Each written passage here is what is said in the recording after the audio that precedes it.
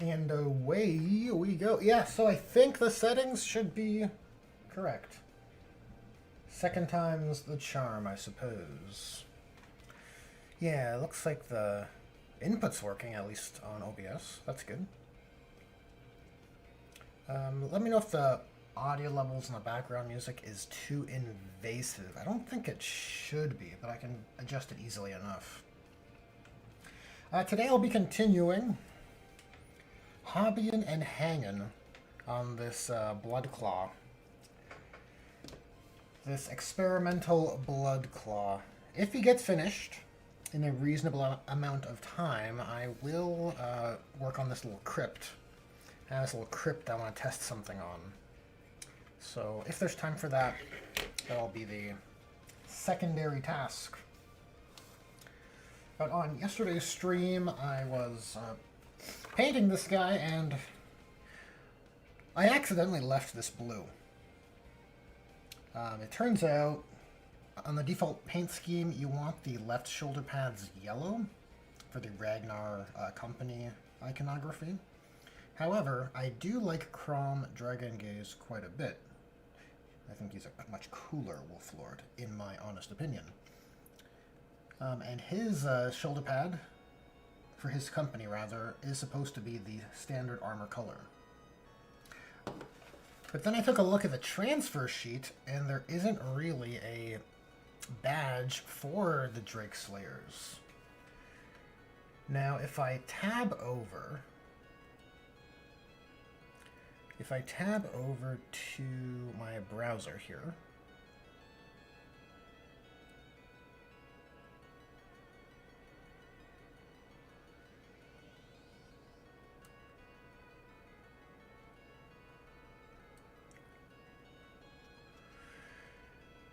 you can see some of the sample schemes.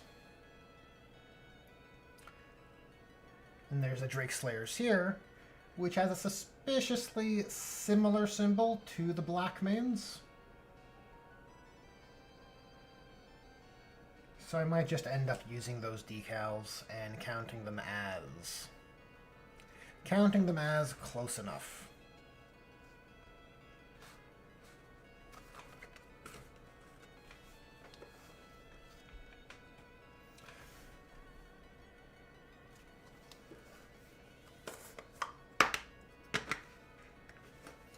As for where to start, or where to resume, I guess it makes the most sense to pick out those armor colors, or the metallics. Weapon blades, chain blades.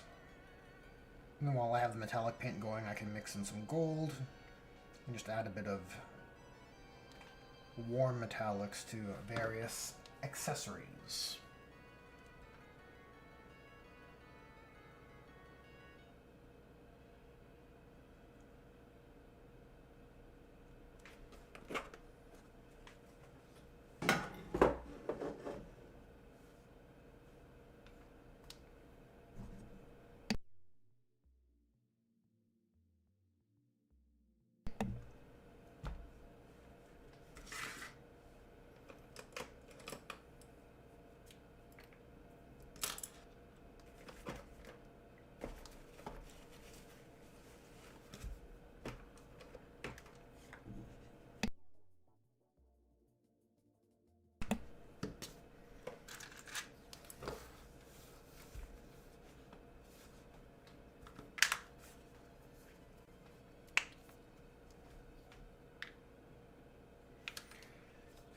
Get some Vallejo metal color mixed with some black paint. I should have a adequate amount on the palette already.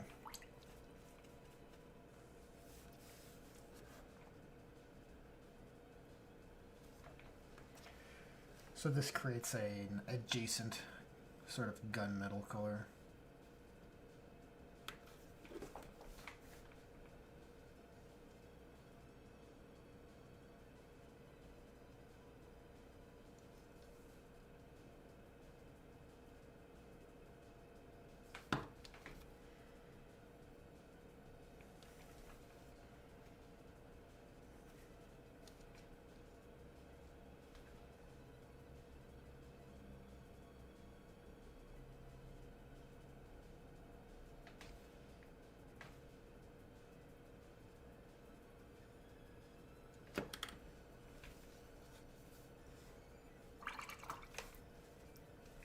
let's see if I can adjust this.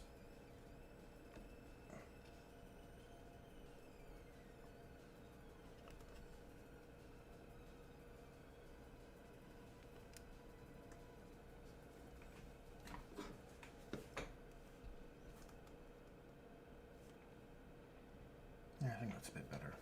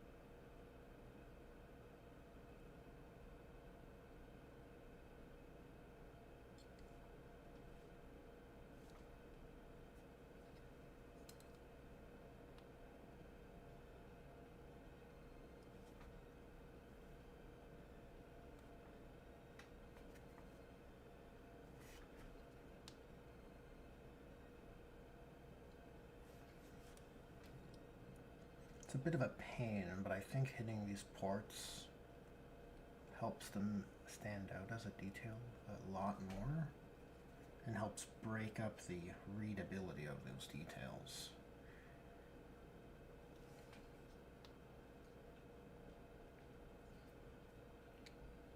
Now I'm just looking for other metallic bits and bops.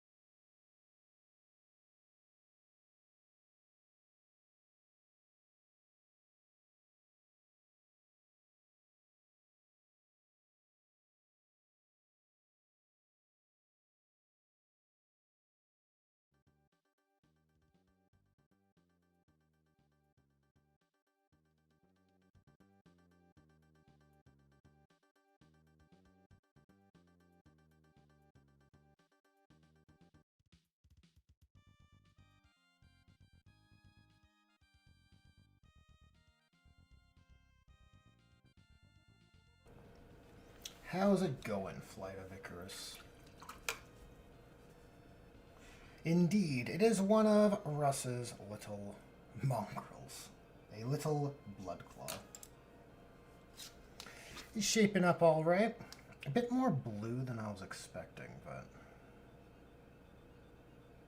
I'm not sure if I'll adjust that going forward. We'll have to see. It's still less blue than your typical blue Space Marine chapters, your Crimson Fists or your Ultramarines, so it is distinct enough.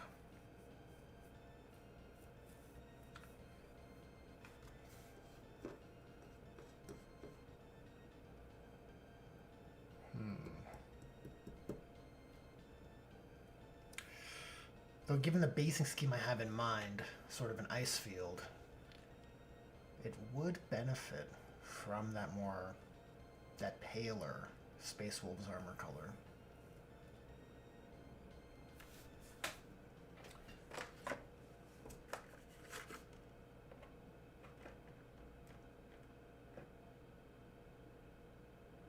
I think I'll have to dilute that contrast going forward.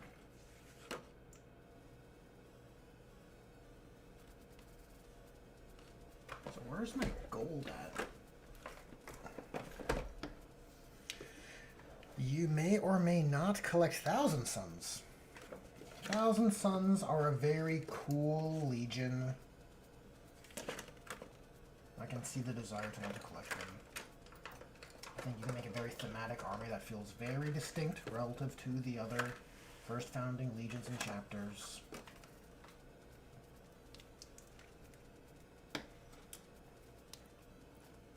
And to be frank, I don't hate how the GW did their rules this time around.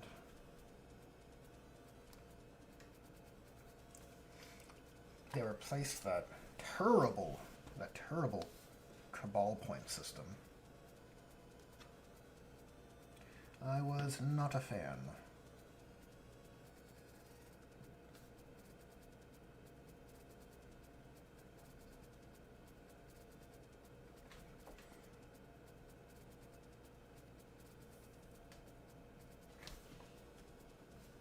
I'm really considering doing something about this armor color now that I'm looking at I pulled up a reference for the purpose of just how other metallic components are handled on the Heavy Metal Team's paint job of the Blood Claws, but because of that, I'm really seeing how much more blue my guy here is.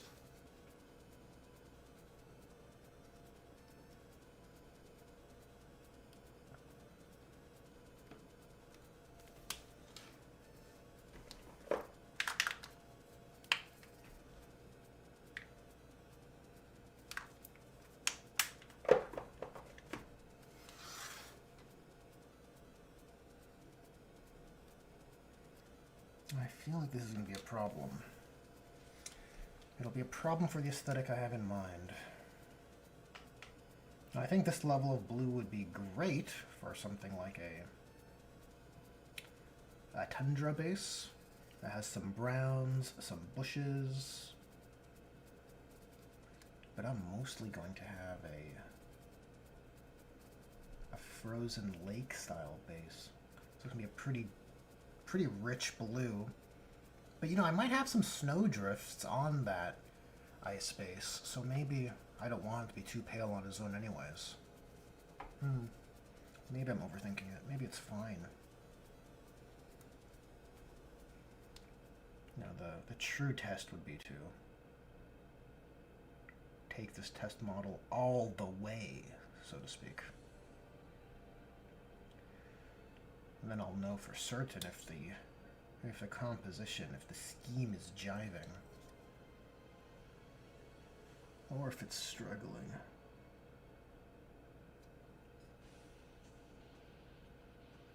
Just doing these vents on the backpack, and I think that's it for all the metallic bits and bops.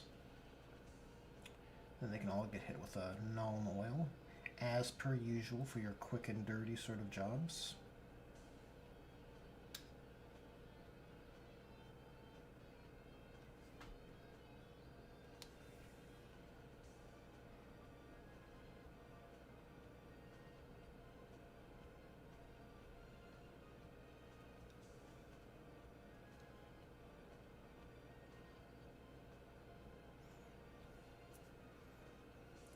How's it going, SWAT Drama? I missed out last stream. What basing scheme did you say you wanted for your wolves? Oh, yes, funnily enough, I was just speaking to that. Maybe you heard? If you didn't, I'll just repeat it. I'm thinking of a frozen lake. I sort of built a quick and dirty basing scheme on a... I think I posted it over on the Instagrams. It's sort of like a frozen lake, deep blue with a glossy, scratchy, icy surface, and some snow drifts on top. So it's not like super... Despite how it sounds, I think the method I've devised is pretty quick and dirty, pretty conducive for... It's sort of a low effort, high yield sort of basing scheme, which I think is always a win. So I think it'll make these guys look nice. What kind of hair should we give this guy? I mean, I made his eyebrows black, but really, you can have black eyebrows with any hair color when you're just painting them on miniatures, right? Don't think it's the biggest deal.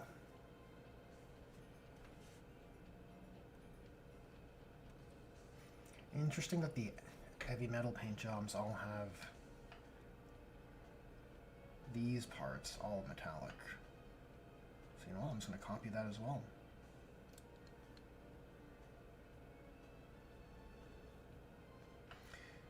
The little motor.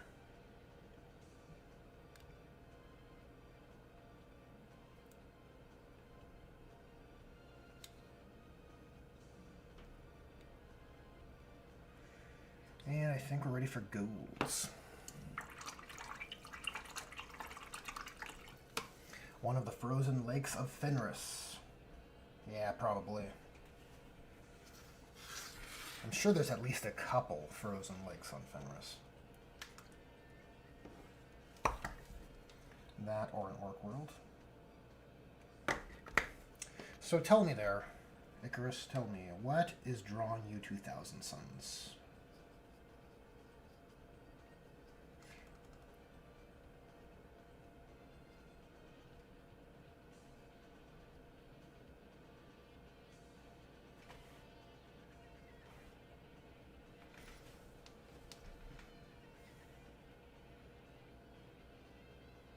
I'm also going to break the rules here, a bit of a rebel with the color choice. Instead of brass, I'm going to go with a pale gold.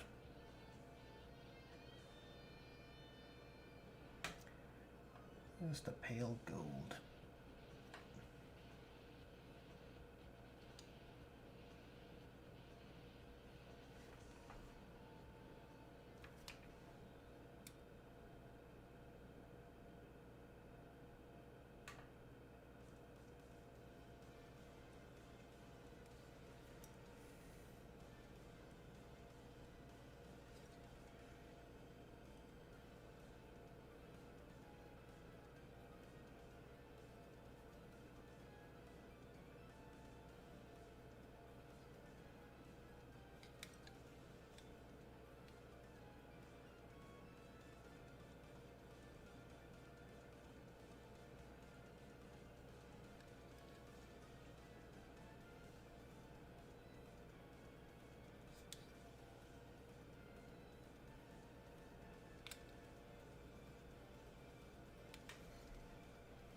Oh, he's looking so much more battle ready already.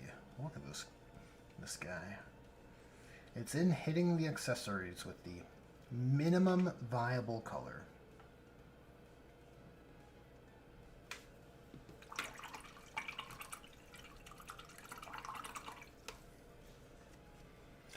Icarus says, I mean, the classic for Space Wolves is to make them a redhead, right? Though being a blonde is fine. If it would please the community, I do have some Viking-themed swords for Blade Guard veterans. I think the story of 1,000 Suns is very tragic, and the rubric is iconic. Not to mention the overall design of the rubric Marines look great. I agree on all accounts.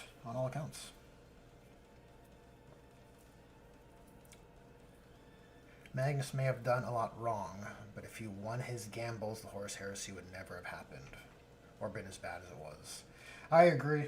I poo-poo on how Magnus' story was handled in the Horus Heresy novels, but I think it's an adaptation flaw, not a narrative choice. I think it's the right call for his story to be a tragic one.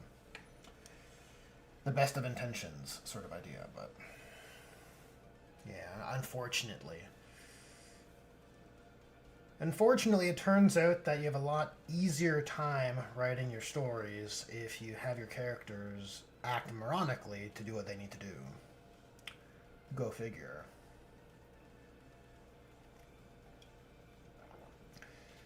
On those Bladeguard veteran swords, I mean, I personally don't need them. This project it's sort of a starter army. A starter army showcase, I guess. That's a collaboration with sort of my local gaming store. And it's going to feature some Artel models and some upgrade bits from Grey Tide Studios. But I'm not planning to do any sword swaps necessarily. I don't have Bladeguard. I have the Combat Patrol of these guys here, so it comes with the Battle Leader? Yeah, not the Head Takers. It comes with the Battle Leader.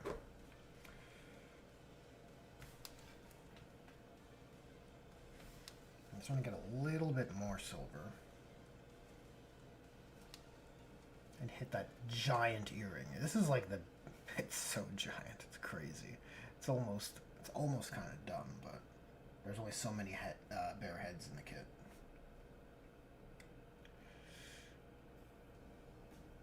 It's like, I feel like this earring's gonna cause a pain in the neck.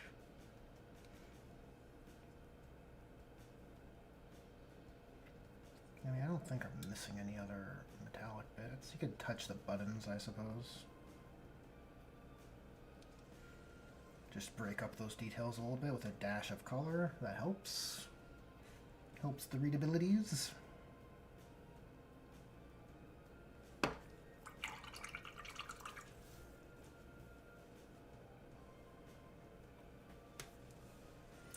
Yeah, we're going with the Drake Slayers. I think the Drake Slayers are just a fundamentally way cooler Great Company.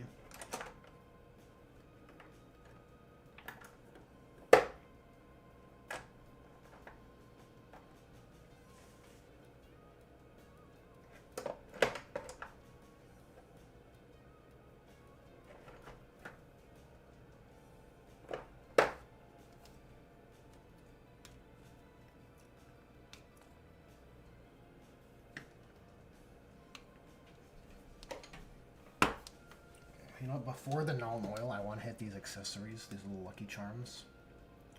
So we're just going to apply some of that gray color from yesterday. I think it's the Leo Dark Blue Sky. Just to make these look a bit more like stone. And I think the wash should just carry from there.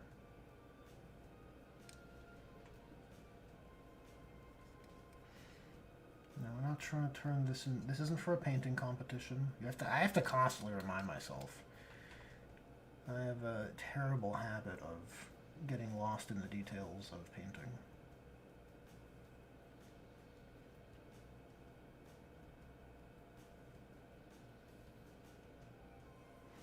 I don't know if you guys suffer from that same habit. Oh, look, you got this Bluetooth stone right here. Right on.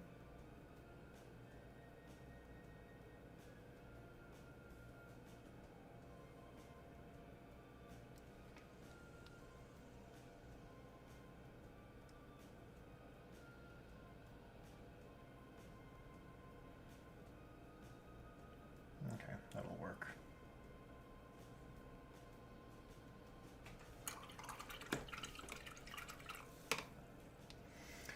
I just wasn't sure if Space Wolves had their own version of Bladeguard Veterans. It's kind of confusing with Chapter Divergent. I believe they do. They're called Head Takers, and it's basically Bladeguard, but you can trade your sword for an extra weapon to dual wield. And you have wolves. You fight alongside wolves. Little wolf buddies. And I think they have a cool ability. that allows them to split up on the battlefield, which is nice. Always a fan of movement-based abilities.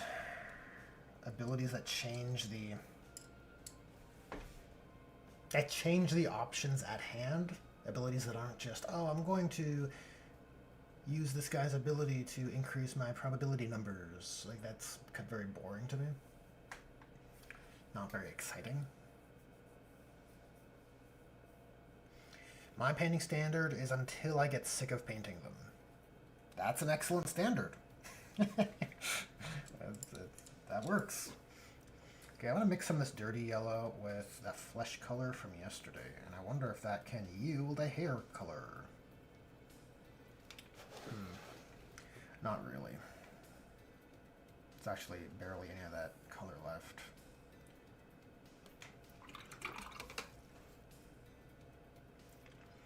What if we use some of this gray, so it's like a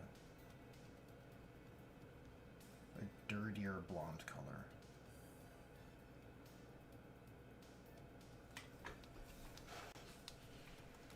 I can probably use this color to paint Frieren.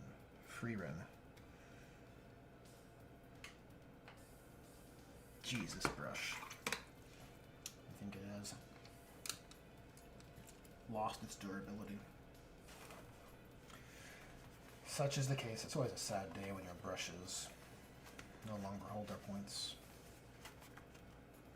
I have seen some of these recovery products on the line, but I haven't dabbled.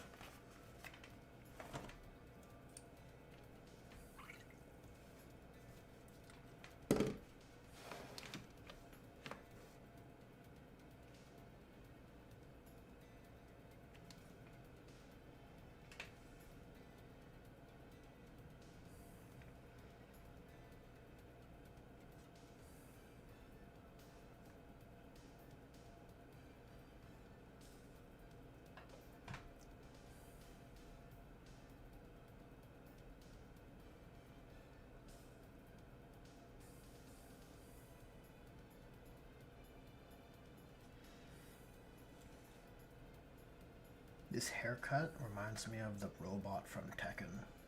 I don't know if anyone's familiar. I think his name was Jack. And he was like a big Space Marine looking guy. Yeah, this kind of haircut.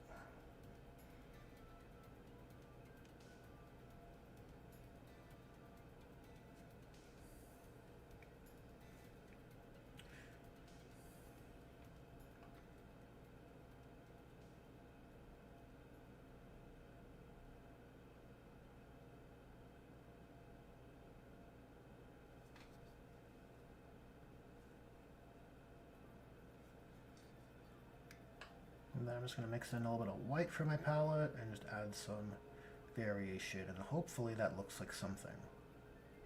That's the trick with painting. You just have to you do stuff with your brush, and then you hope that it looks like something when you're done.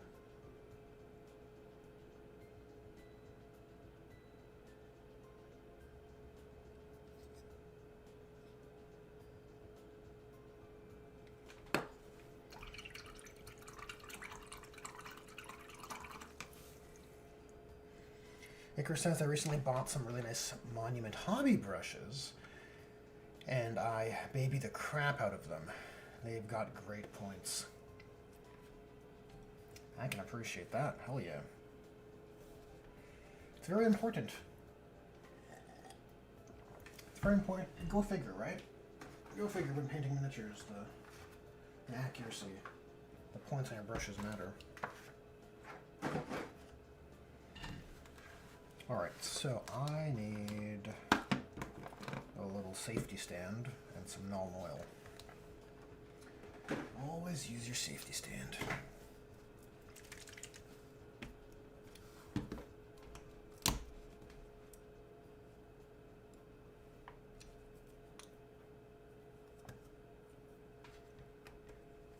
That is my pro tip of the day.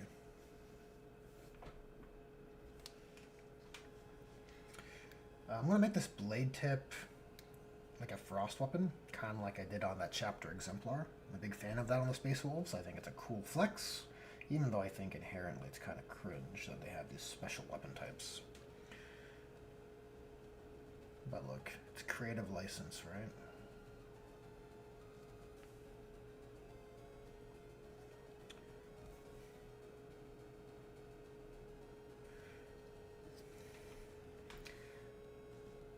Like, it's not inherently off theme or anything for them to have, you know, Viking, Skyforged, craftsmanship. Like, it fits, certainly. The reason why it's cringe is only in contrast to the rules and the disparity it creates with other chapters, such as the Salamanders and Iron Hands, that are also supposed to be excellent forge rights, and yet they do not have their own special doodads, their own special classification of weapons. I find it a little begrudging. A little like, oh, really? How cool for you. It's kind of similar how I feel about Inferno Pistols and the Blood Angels. It's like, oh yeah, makes sense. Salamanders would never have that technology. Not at all. Why would they? Why would the Salamanders even think about Inferno Pistols? It certainly wouldn't be a weapon they'd be interested in. You see what I mean?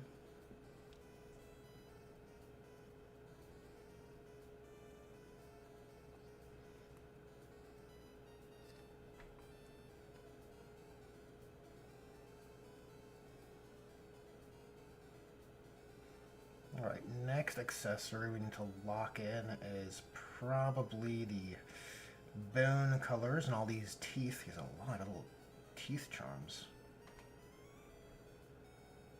Oh, let's put some Melon Oil in that plug port.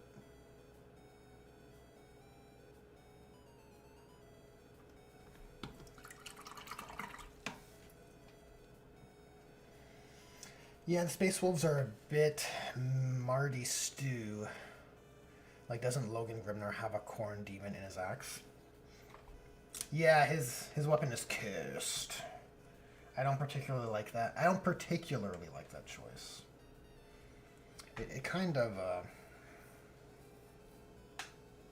the contrast it does, it's a disservice to Chaos Space Marines, right? Like, I guess anyone can just make use of these demon weapons, right? Like if you're gonna have an exception on the Loyalist side to use a Chaos weapon, maybe it's that one Grey Knight Sky. Like, maybe you give it to the Space Paladins, whose souls are so pure and are so good at banishing demons. Like, that's entirely how they're characterized. Maybe they should be the one chapter, the one named character on the Loyalist side that can hold a demon weapon. Or wield a demon weapon. Yeah, why not just make it a wicked axe? It's just old lore, and they're stuck with it. The bed's been made, unfortunately. For better or for worse.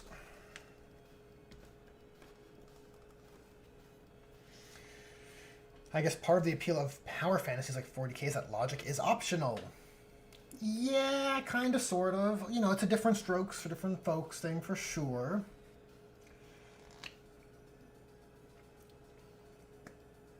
You know, certain individuals will prefer a more grounded setting, a more believable one. I guess I lean more in that camp. For bone colors, let's use, I don't know, what am I accustomed to?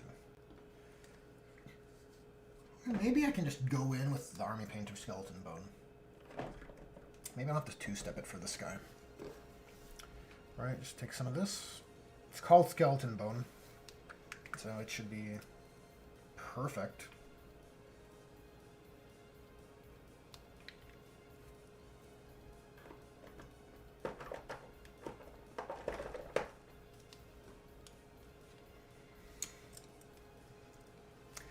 I have gripes with the Grey Knights, though, as well. Like, the nature of Chaos is that its corruption is extremely subtle and powerful, beyond mortals, even Space Marines. I don't disagree with you, Icarus. I fundamentally don't like any faction that is Space Marines but better. Right? Like if you're on the same tier as Space Marines, okay. Right? Like I'm cool with it. I'm cool with your all the first founding chapters and successors. But when you're Space Marines plus this special ability, plus this special perk, plus these special weapons, it sort of dilutes what Space Marines are supposed to be, right? You can't have you can't have three different tiers of power fantasy factions, because really you only have the one at the top that's the real power fantasy, right? Everything else is just pales in comparison. Unfortunately, that's why I don't like Custodes as well on the tabletop. Despite having a small collection of them, I really should put some organizational effort towards selling them. I think that's the one army I have that I'm like pretty content with just like getting rid of.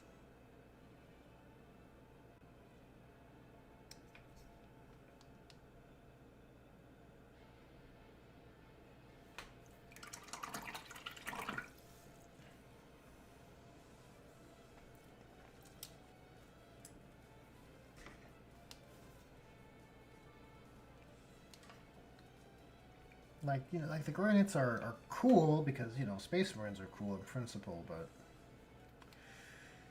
like they exist, so now when I think of the landscape, I want to account for them, because now it's a wicked, it's a sticky situation, because now you've got people to buy into this faction and collect this faction, and now you have to, like, my sensibilities are that you need to take care of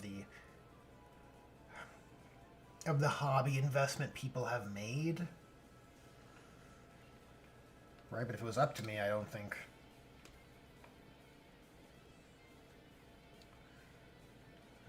you should have done Grey Knights. Me personally, right?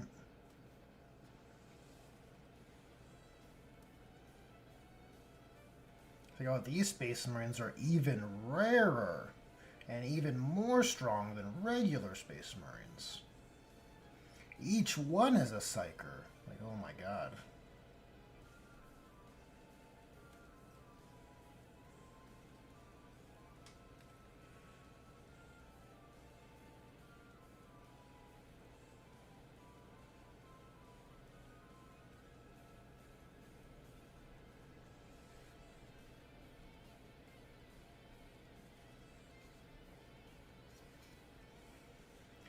Maybe the Space Marines should have, or maybe the Grey Knights should have been, introduced and then ridden away.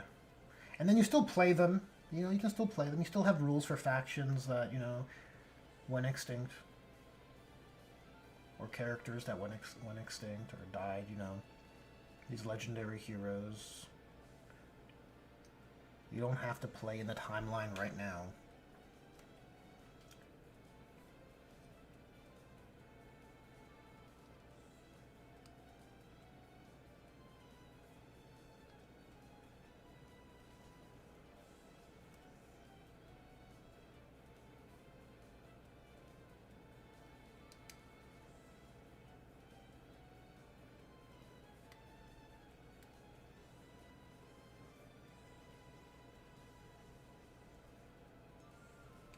Like, on that topic, I kind of am bothered with Death Watch for the same reason. It's a neat idea, but when you create a similar characterization in that faction where everyone is just the cream of the crop, the best of the best. I like the idea of everyone assembling together and being from different chapters, but honestly, I think that flex should have been for Chaos, and I think it should have been for Black Legion. I think it makes Black Legion far less boring. Not that they're boring, it's just that's a theme GW doesn't want to flex off on them. right? That's their lore, but GW does not want to acknowledge that in the identity of the models and how they're painted. But I think you could make a sweet Black Legion army if you have right pauldrons from all these different renegade warbands or other first founding legions. Kind of a... It really makes them feel like a hodgepodge in the way they're supposed to.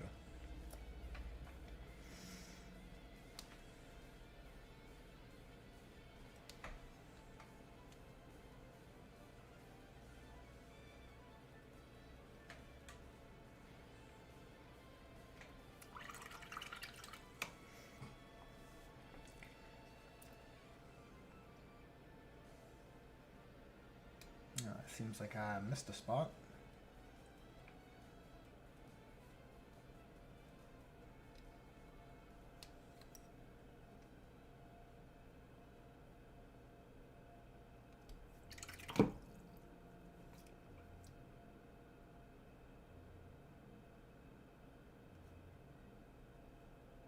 Okay, let's see if the wash can save us. Yeah, I guess I'll use a Seraphim wash. I guess that's fine. Should be okay.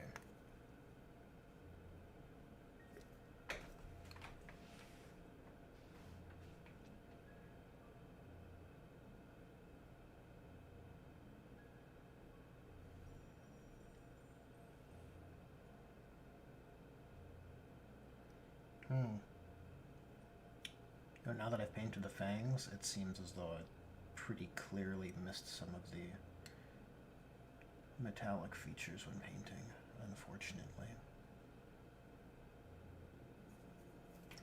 Oh, and his stupid earring. Jeez. Lest we forget that. It's so important. I probably should have snipped that off. Benefit of hindsight, right? Now I feel like it's a bit late. But you could at least make it a bit smaller, because this is gymongous.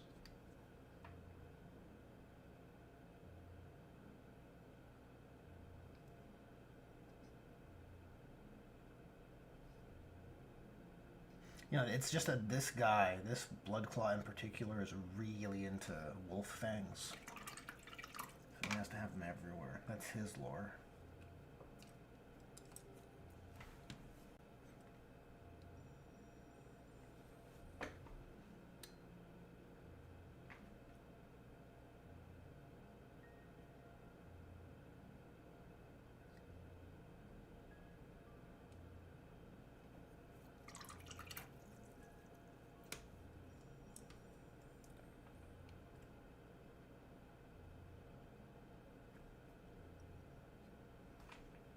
Brighten up those fangs a little bit.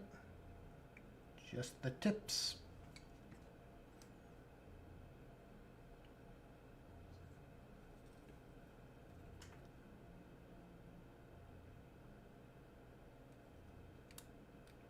Yeah, that's pretty good. I think it's adequate. So what remains? Weapon edge. Okay, let's do that frost blade, or that frost knife. What are you guys saying? Sorry, errands are keeping me from typing correctly. No worries, Tremari. No worries. The orc with his favorite gun is hilarious, though. That's exactly what an orc would do. It sounds about right. Maybe even have them scattered loyalist armors. Oh, with regards to the Black Legion? Yeah, absolutely. There should be lots of salvaged renegade, repurposed parts on all of those guys. But instead, GW has characterized Chaos as like, they're evil and they're touched by the warp, so their armor gets gilded by the warp. Which it does create an iconic look, I will say that. But you'd want kind of I think an even mix of, like, pilfered parts. and that gilded, warped kind of fantasy look. I think the 30k word bearers units hit the balance like perfectly. Look at the Galverback or the Blade Slaves.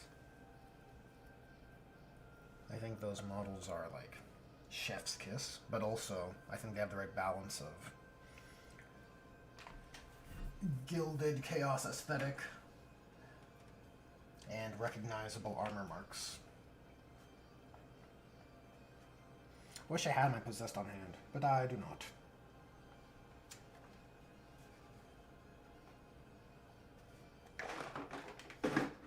So for the Frost Blade, I'm gonna try using the Frost Heart. See, that sounds like the right contrast to use, but I'm gonna have to mute myself while I shake this very vigorously because I have not used it in forever.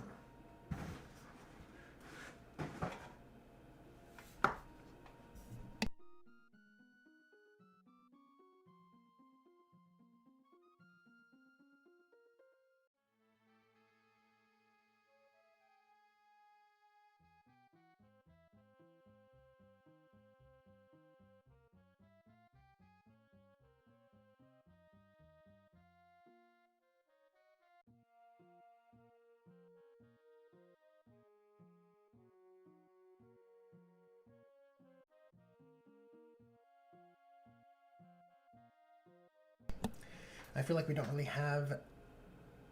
I feel like we don't really have enough about Space Marines that have fallen to chaos after the Horse Heresy.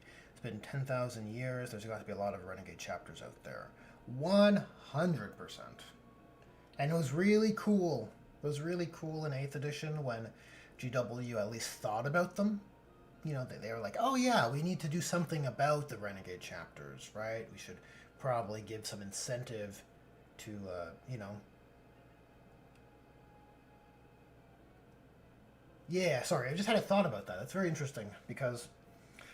Yeah, in 8th edition, you had a couple rules. I think you had, like, Red Corsairs and maybe Crimson Slaughter in the Codex.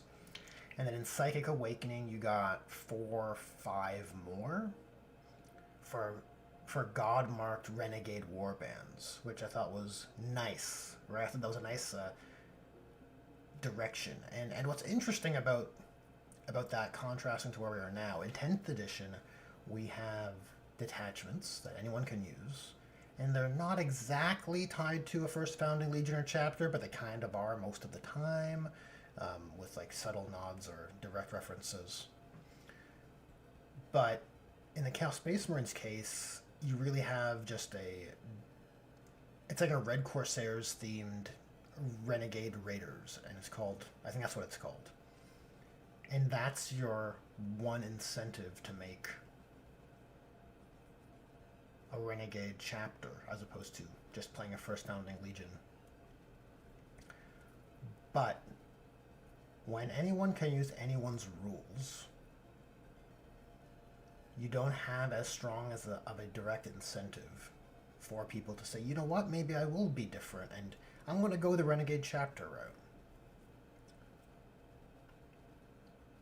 And I think, and this is something I'm kind of putting together on the fly here, I think I think you need to have rules in place to guide people's hobby intuition, right?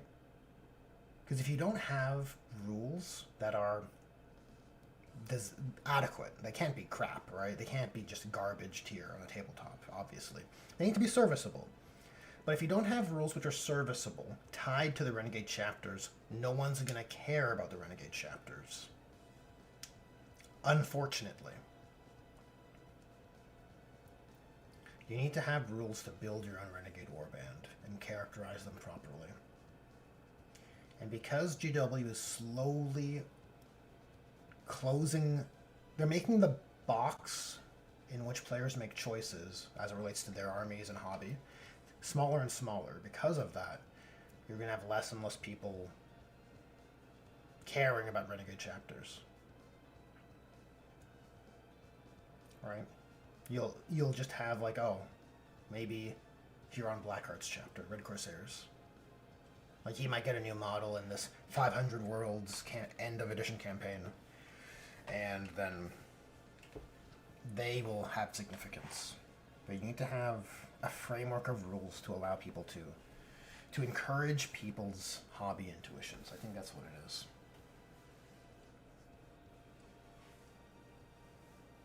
Even our favorite blueberries, the Ultramarines, have some Renegade warbands. For sure. For sure. Yeah, absolutely. Absolutely. I think all chapters should have Renegade warbands after 10,000 years. Like all the first founding chapters, right?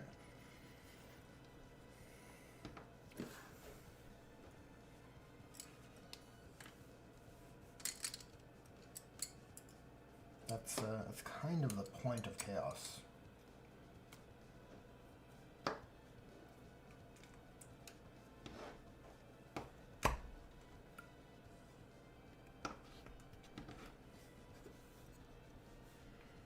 Alright, just taking a bit of white, I'm going to try and trace the edge of this knife.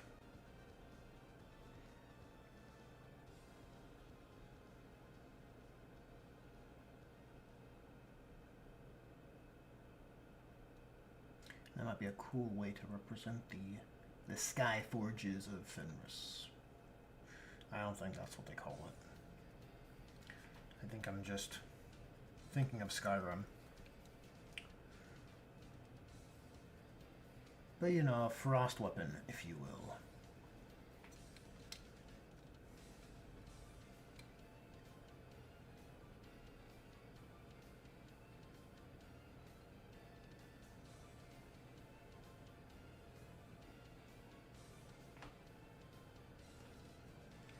And we'll just make it a bit brighter towards the bend here.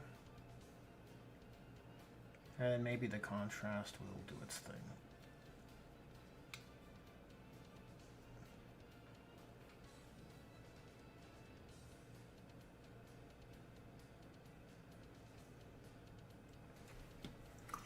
I kind of regret doing the shoulder pad the way I did. I should have done something a bit more interesting.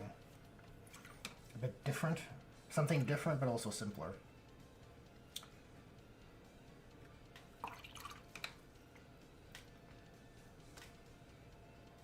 Now they all have to have the stupid marking. I might actually just overwrite that now.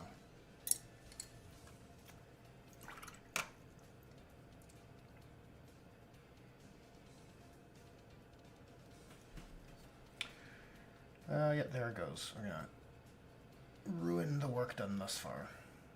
Look, sometimes you gotta kill your babies, right?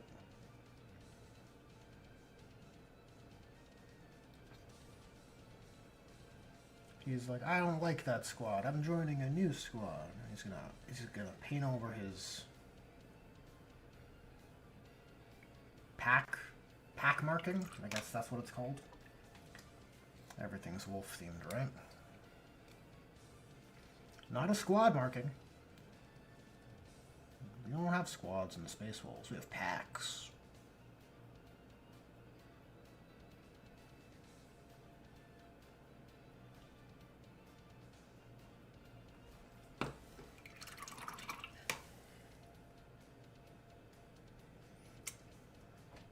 You take care, Trimari.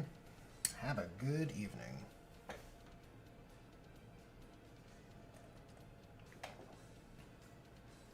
The Red Corsairs are a good place to fill at least part of the gap in Chaos Space Marines Codex, the God-devoted legions have left behind. It's true. Like, if you're going to have a poster boy for Renegade chapters, they are the best suited. Yeah, probably. The wolf mark on this Wolf Marine and his wolf pack in the Space Wolves? Absolutely. Absolutely. Now you're getting it. Oh, I realized we could also... This is a bit above and beyond... a little above and beyond the battle standard, but... I think it's a cool hobby opportunity on Space Wolves. Just to fill in these Lucky Charms with some white. And then hit them with contrast and make them look cool. I need to water it down a bit.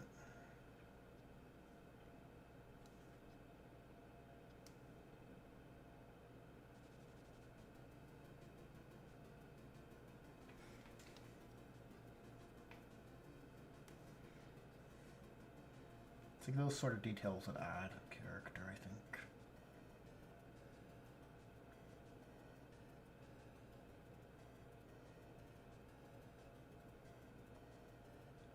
And if we get some white overlapping the edges, that's okay. It'll just look like bounce light.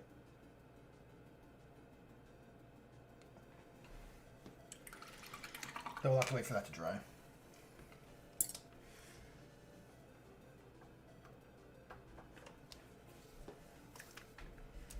Okay, I need to decide on some sort of a zigzaggy pattern, I think. It's got to be yellow and red, that's for sure.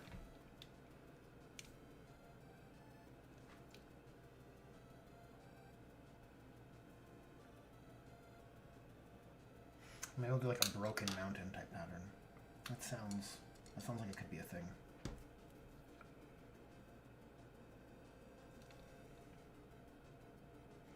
And it's kind of evocative of the troops symbol, the battle line symbol, which I like.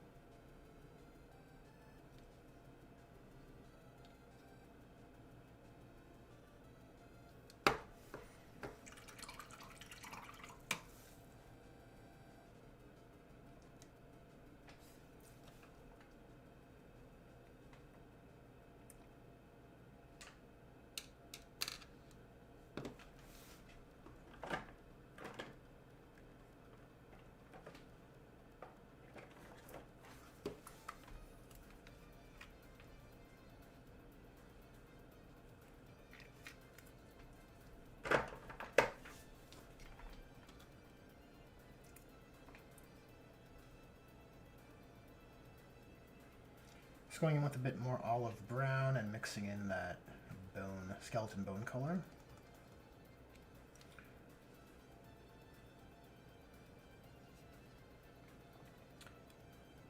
Just to give that forward-facing accessory a bit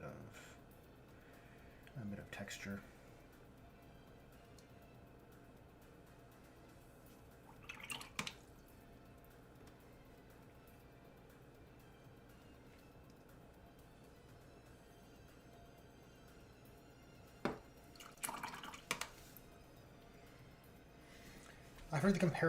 I've heard comparisons to the Blood Angels, that they're about blood the same way the Space Wolves are about wolves. I don't really think so. Yeah, I'm inclined to agree with you on that one. There is a lot of references to blood with, Sanguinary Guard and I want to say Blood Priests, no, Sanguinary Priests. But it's definitely not as over the top. Space Wolves are bad, and Iron Hands are kind of bad for it too. But thankfully, I say in air quotes, they don't have much special units, so you don't really feel it as much. But I think, it could have easily have gone that way.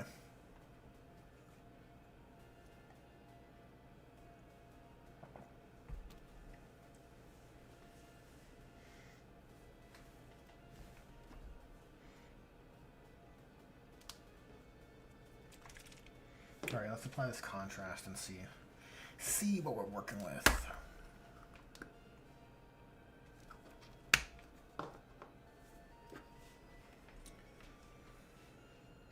I'm going to apply on the knife first. Normally I prefer Talassar Blue for my blue glaze contrast uses. Oh man, I let a bit of paint dry up, that was terrible. But, the Frost Heart's a bit paler. So maybe that's better for an icy feel.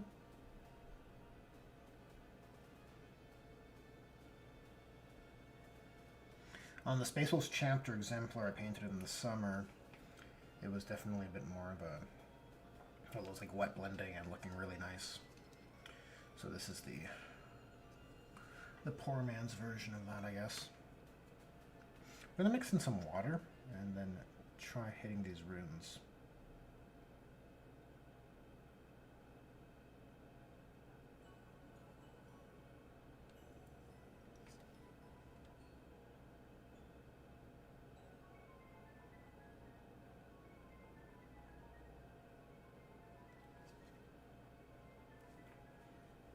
I want to actually extract some of that excess. I don't want it to pool in there like that.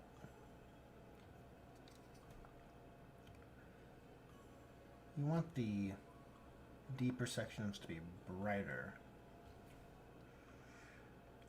You know, the one on his forearm is actually looking pretty decent for time spent. The one on the hip, not so much, but that is what it is.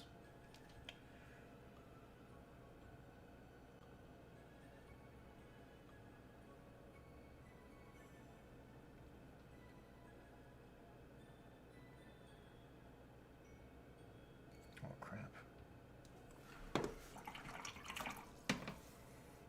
Iron Hands with their Primarch Iron Hand, who has Iron Hands on his ship, the Iron Fist, who likes to replace their hands with Iron Hands. Yes!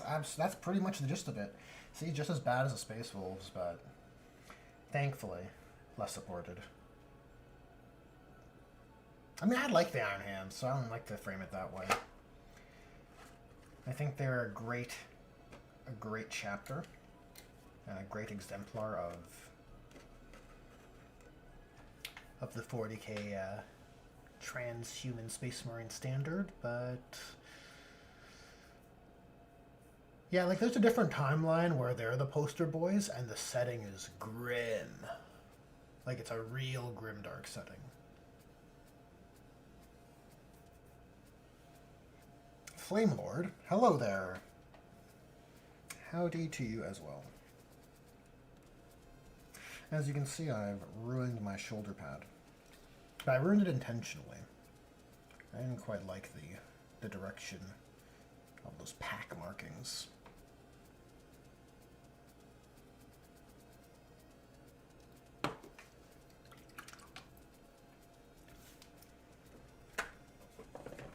I did confirm, however, that the pale purple undercoat with yellow glaze on top looks really good and works well enough with the sponge application and Liquitex ink rather than contrast.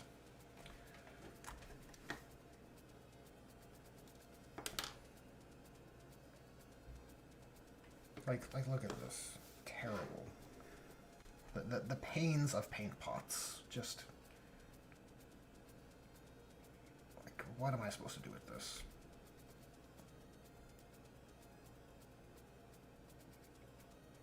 Now these pieces are going to fall inside of there and then be a curse upon me.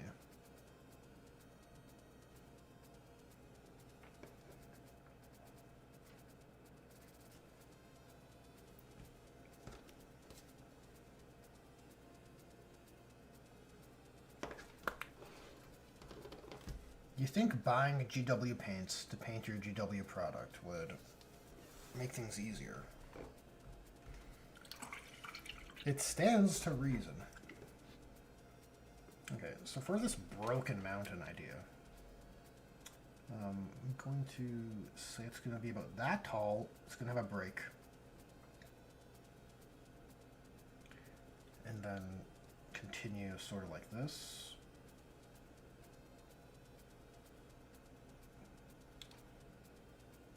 Then we're just going to, oh, that's a bit too wide. Crap.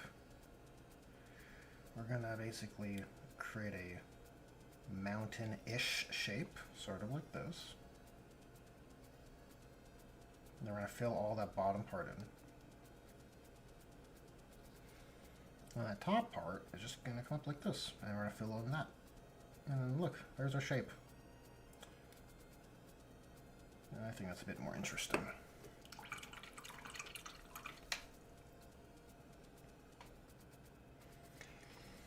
Good, and yourself?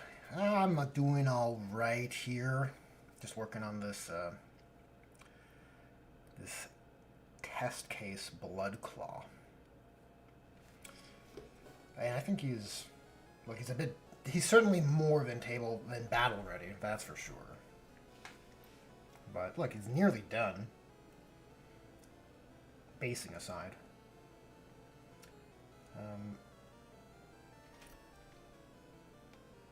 Now we can just jump around a little bit. Jump around, and maybe... See, I ended up with... Because of that error I made, I ended up doing 2 passes here where I really shouldn't have. So I wonder if I can brighten that up by just mixing in some white to the glaze I have on my palette. Just to bump those values up.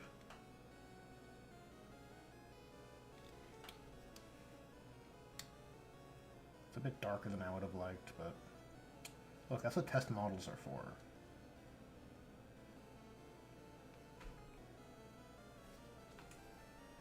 And to sell the effect, you can do a bit of an edge highlight. Something like that. It makes it look a lot better, I think.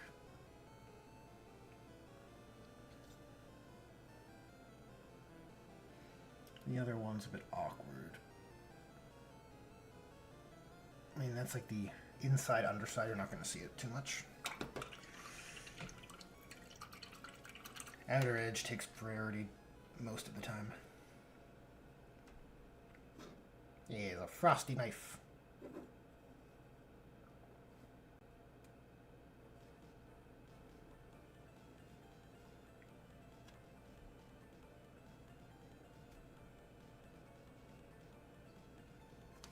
Okay, let's continue on that pack marking.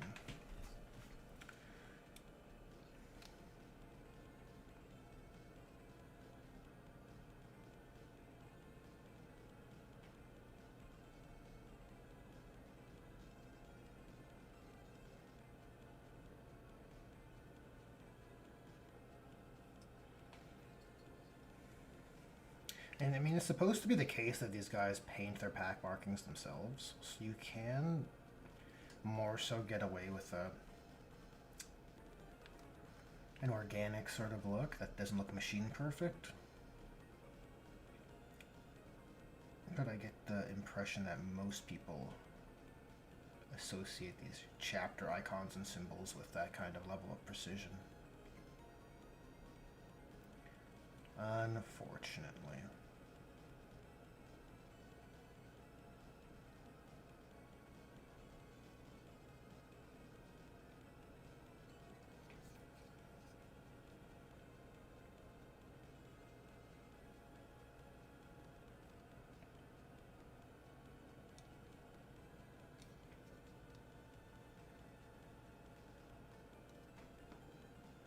It's like tapering too much. It needs to be...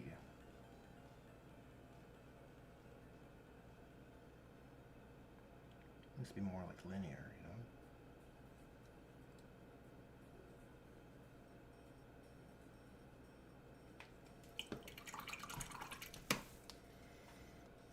That red refused to die underneath that yellow. Oh yeah, that's the way. I didn't quite feel like going over it with a brown. That would be the proper way to solve that problem. But I'm trying not to get so bogged down into painting every miniature like it's a display piece.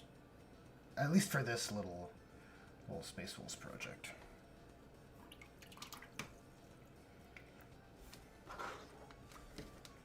Definitely more of a battle standard.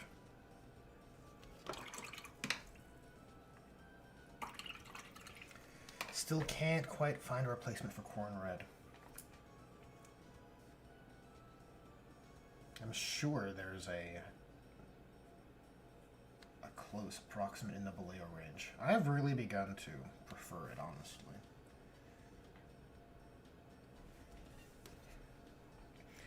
There will always be, like, no matter what range you're looking at, there's always going to be some outliers that you're like, wow, that color in that range is just chef's kiss. You cannot find an alternative for that. That just like magic in a bottle or pot.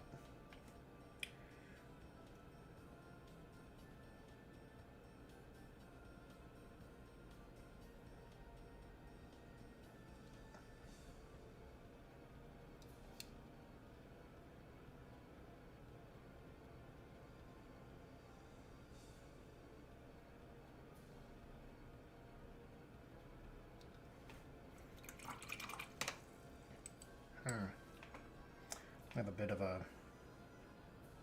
an alignment problem here. Look at this.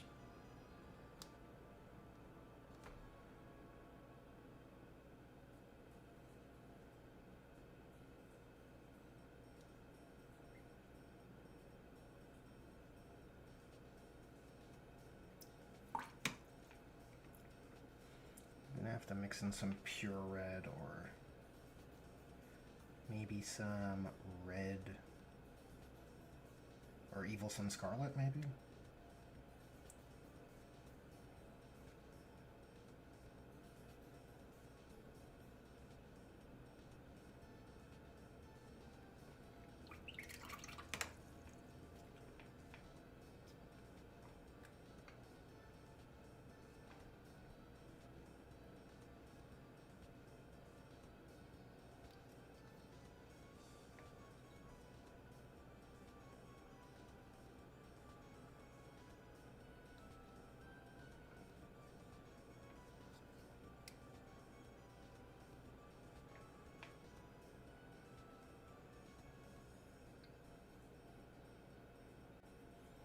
Yeah, Space Wolves have that memey name problem because they need to rename all the units to be their own special Snowflake variant, right? The Sky Claws, the Long Fangs.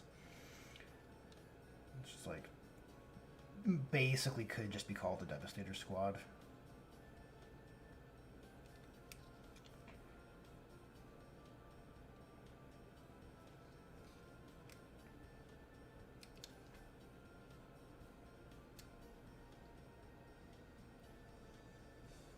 I think there's an overemphasis on the importance of Fenrisian culture, unfortunately. I definitely felt that terribly so in the Wolftime novel. It doesn't help that it's a terrible story. But yeah, I can't buy that everything is minutes before midnight and things are dire if you're making a big deal out of like cultural importance. Like I don't buy that you're on the brink of survival if you're making that calculus.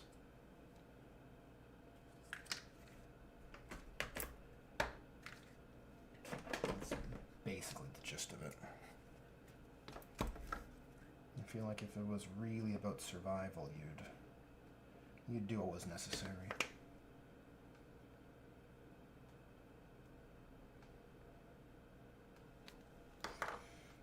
I felt similar about Gabriel Seth and the Flesh Terrors.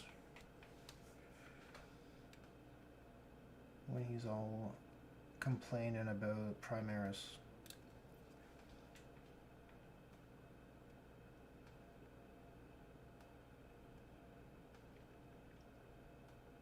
And because I have this kind of outlook on things, it made me really appreciate Iron Hands, who were like, oh yeah, reinforcements Primaris, it doesn't matter. They're good and they work. We can use these. I'm like, ah, yes. Someone sensible, finally.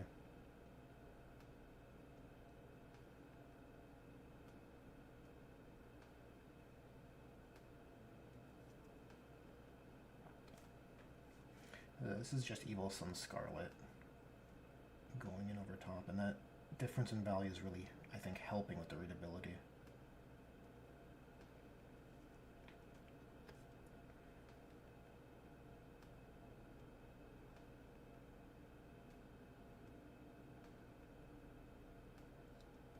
I'm not opposed to keeping the corn red on the underside where it's supposed to be darker.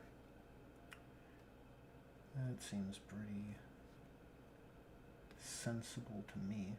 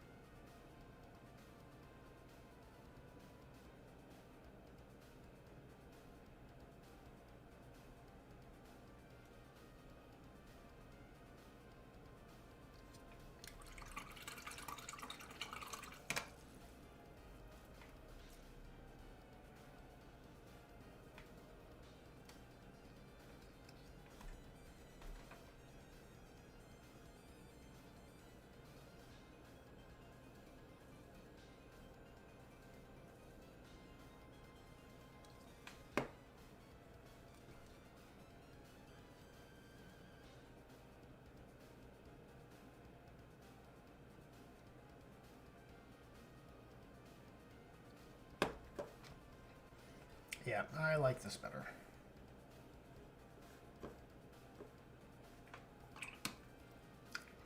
Take some olive brown and mix it in with some of our yellow and just feed this into the edge here.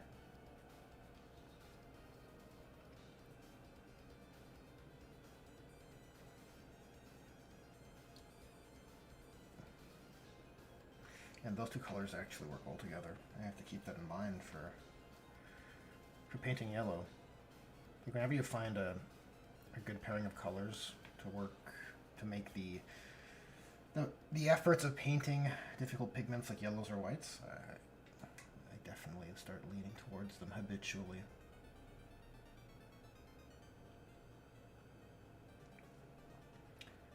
Like a Colia green shade for white armor, I can't not do it.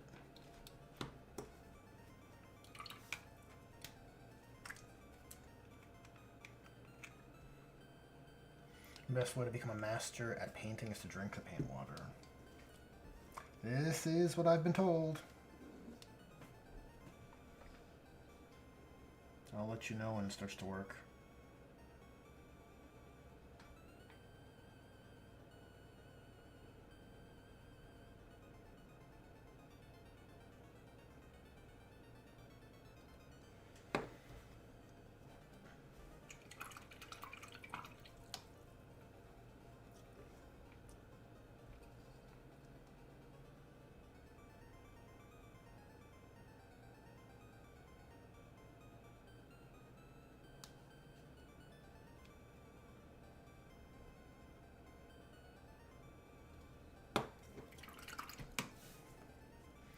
It's such a shame GW just seems bored with the Death Watch and want to get rid of them as an army.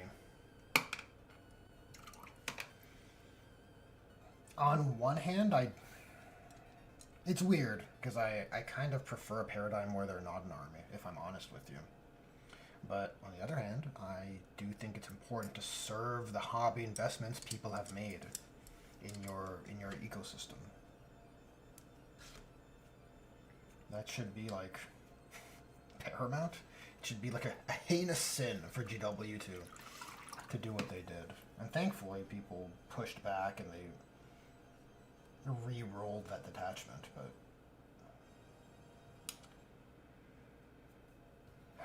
yeah, it's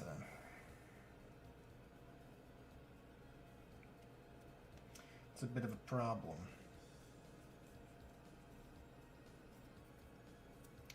I think if you're going to have Death Watch, it should be very limited. I didn't particularly like the 8th edition onwards interpretation of Death Watch that just was use all the new Primaris stuff and your new Death Watch stuff. I think if you're going to have Death Watch be an army, they should probably work like Grey Knights and you use the Death Watch units. Alright, there's no... The Death Watch, a chapter of veterans from every chapter, should not have scouts. Like, get out of here, man. It's so dumb. It doesn't make any sense.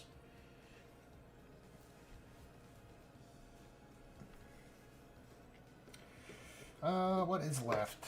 I guess his sword. He's gotta blacken the sword. And from there, I paint some triangles on it, because apparently that's a thing. That's a thing that lets people know that you're a Space Wolf.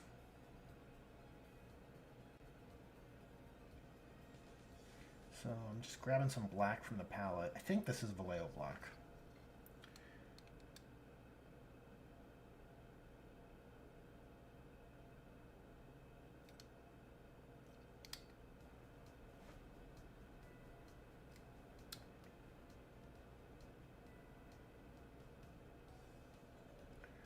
I mean, the underneath of the sword doesn't matter too much.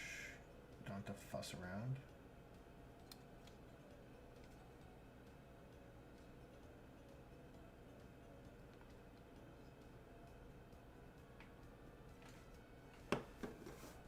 I don't particularly feel like edge highlighting, so I think I think omitting that step is perfectly reasonable for a battle standard.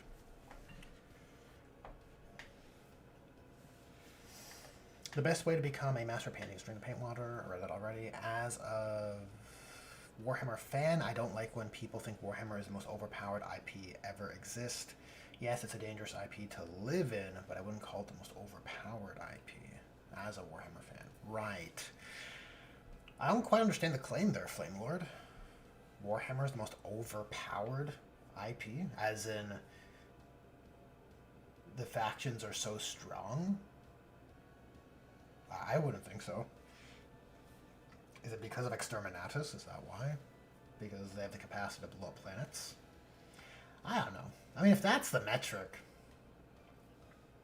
like, Dragon Ball Z is way more overpowered.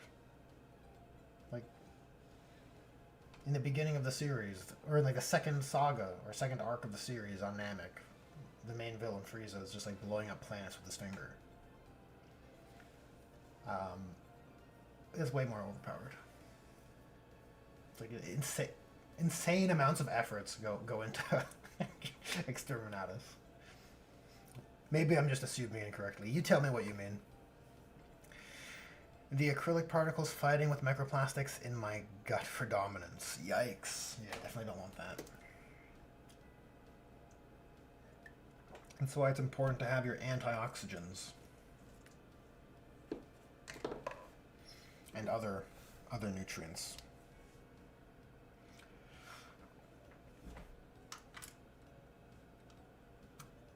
Okay, we have Bloodclaw Heraldry. I want to see if I missed anything. I don't think so. I think this guy's looking on point. Oh, I gotta paint his rock. His tactical rock.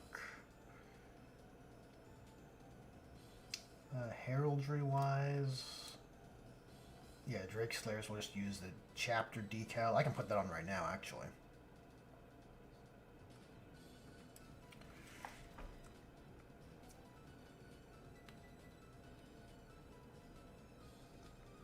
I can clean up this section here.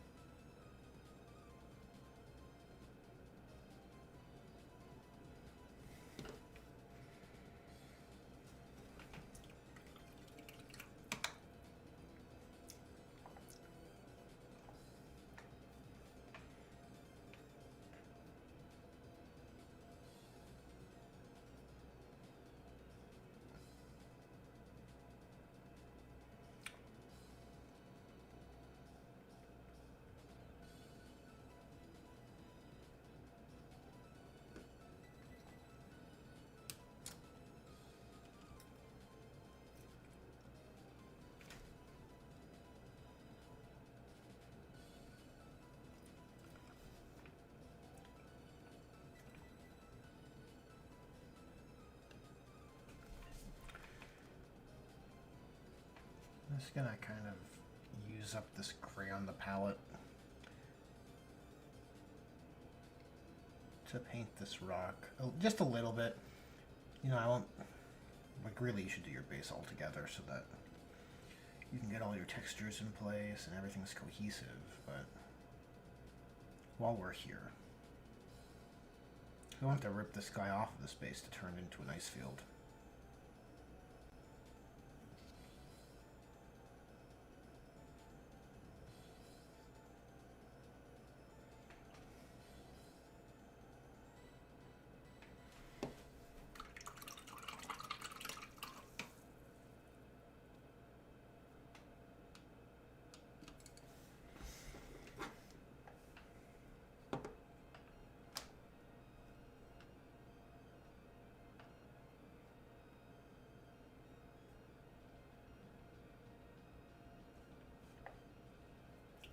We're in with that extra red. We'll just add a couple triangles on this sword.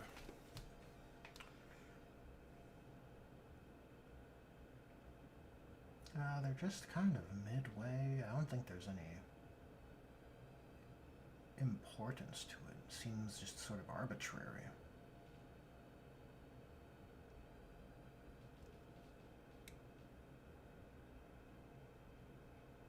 try and use the teeth to guide the size.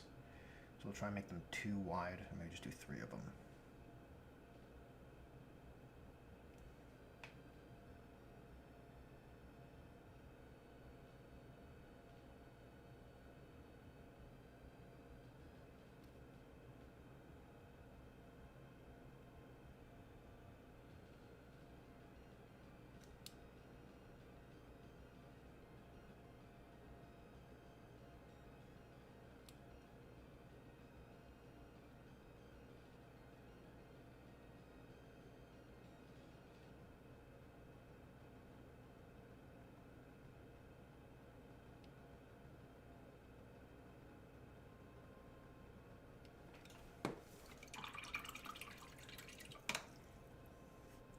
That seems alright. Just layer them up a bit with Evil Sun Scarlet, and that should be alright.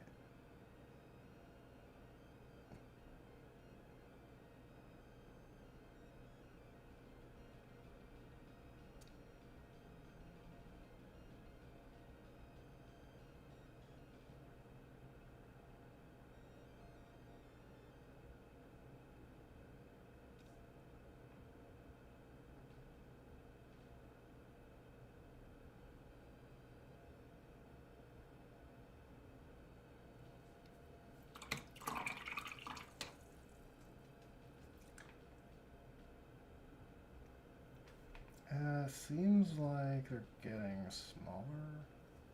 I don't like that.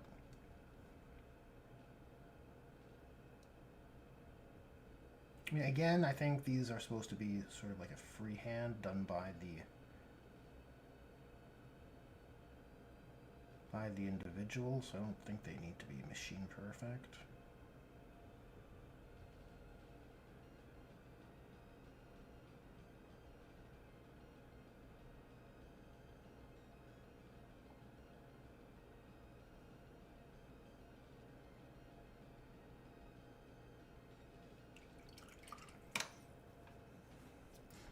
You know what, like, GW paints all of them on the sample squad on the web store with sort of these pyramidal equilateral style triangles, but I think it might be cooler to have them more isosceles in line with the jagged teeth. I think that might look way better.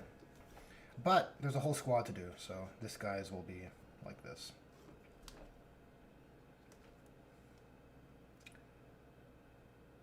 I just think that's a cool idea.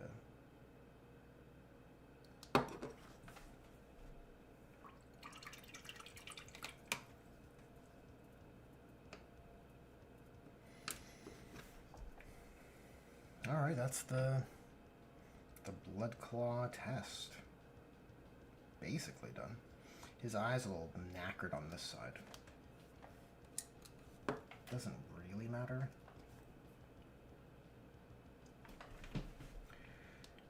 It's not of grave importance, but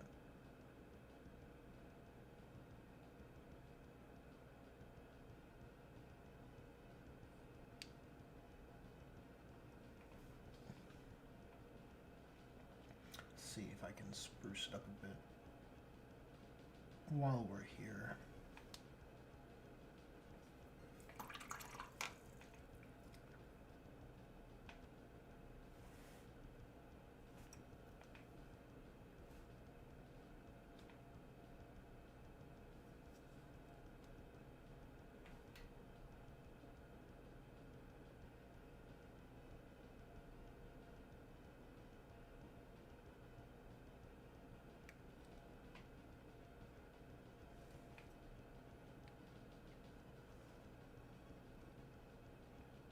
I mean, definitely good enough at table distance, so I'll just leave it.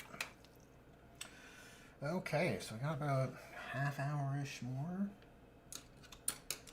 Half hour-ish more. I guess I'll shift gears. I do have all this yellow on the palette, though. Maybe we can work on that Frieren.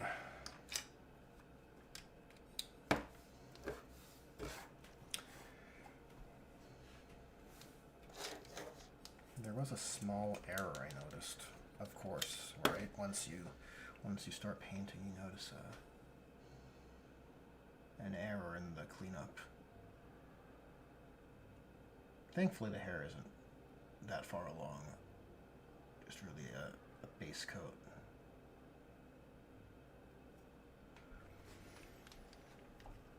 I've actually been getting into the guard more than anything lately. Tempesta Scions are great, but man, they have a surprising amount of trim. Yeah, the Scions and Guardsmen in general have a lot of accessories. A whole bunch of bips and bops, right? Like the cultist takes more time to paint than a Space Marine. If you're painting it equally to an equal standard, the cultist has way more going on than especially your standard intercessor type.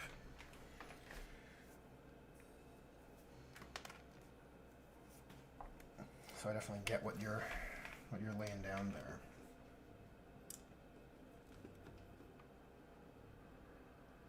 Okay, so yeah, I have the hair color on the palette too, so this kind of worked out.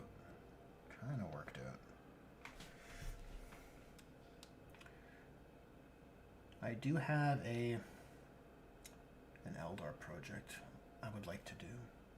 I would like to do an Ulthwé force that's very nuts and bolts, very humble 3rd edition style.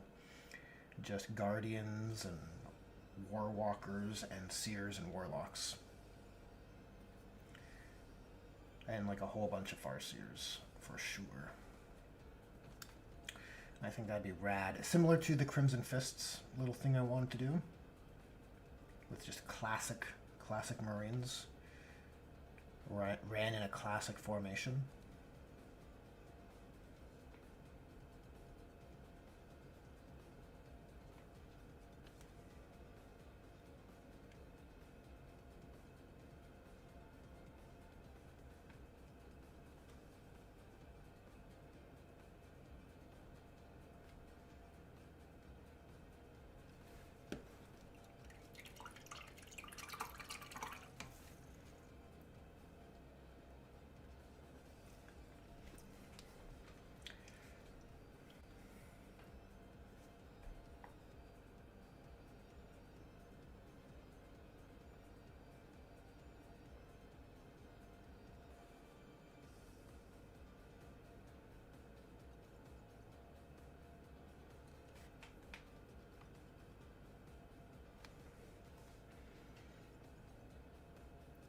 Slowly try and bring this up to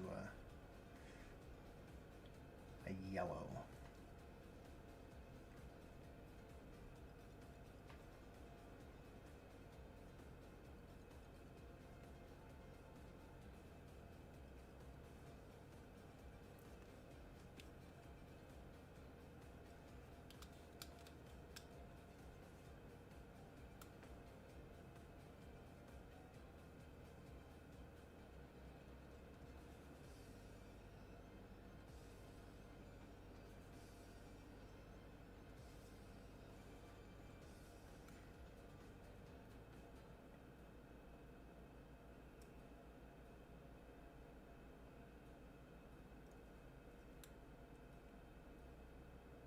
It might be a good model to do a bit of non-metallic metal, or just do some like hyper blending sounds crazy, but some severe blends.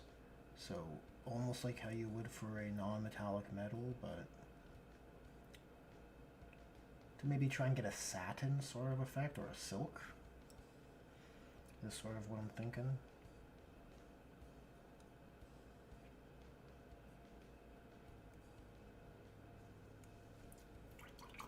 Hey, Misfit, how's it going?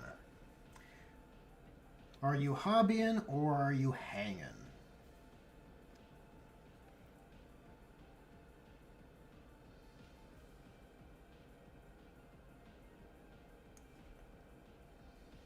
What happens if I mix some black?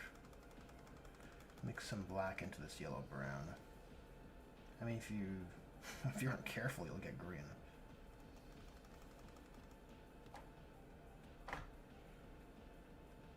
Just experiment a bit here.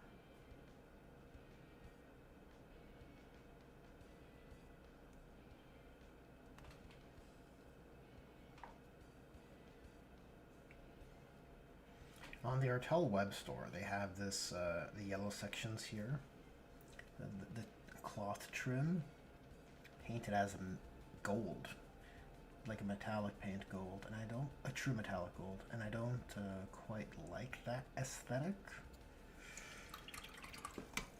I don't know if that's the intended materiality of Frieren in the show, if that's supposed to be like a gold woven kind of tunic, but I'm definitely more inclined to try and replicate the aesthetic that is familiar. Hanging for the most part, not really in the right headspace for hobbying. Well, that's okay. The company is certainly appreciated, regardless. Sometimes you just need to take a breather. I get it. And that's kind of why I frame the hobby as like... It is a pastime, but it's also laborious, right? It does require effort, hence why the results of a hobby project, everyone's like, oh wow, you look at all that effort that went into that. Impressive.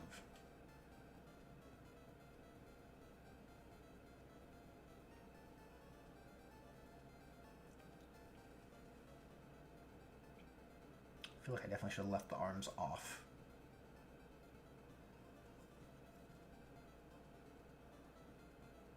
Definitely feel like I should have done that.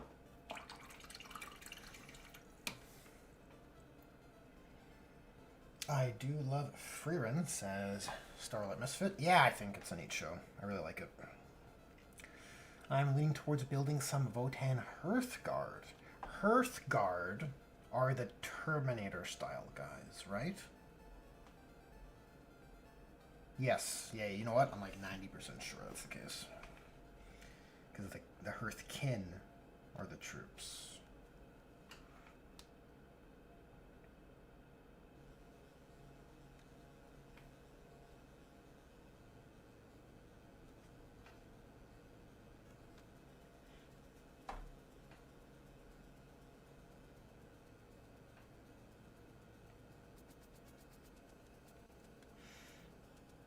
The one thing I don't particularly like about the model, don't get me wrong, I think it's overall really good. It's just the base is very particular, and it isn't really going to jive with what I have in mind. Typically with Artel's Eldar, they're often on standing over demons and stuff. And with the ones I painted for my Biel-Tan, that kind of worked in an interesting way with the water bases. But I want like a grassy base. A more classic Warhammer base, so it's not the bayest.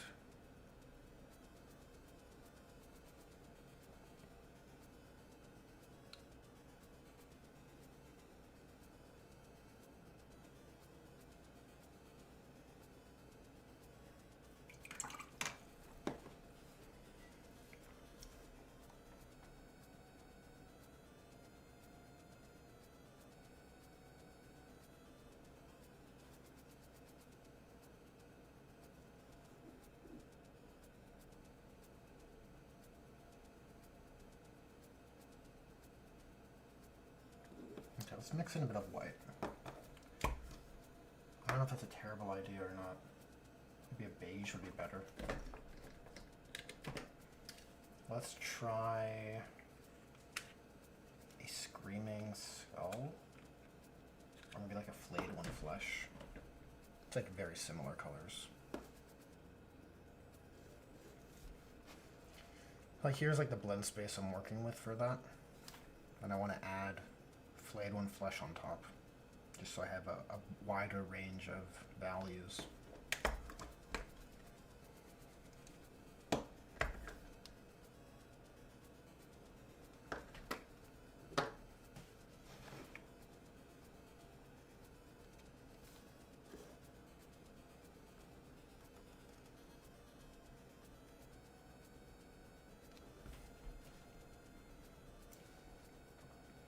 So we'll see.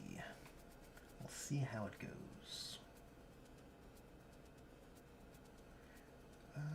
Yeah, I'm thinking it's probably...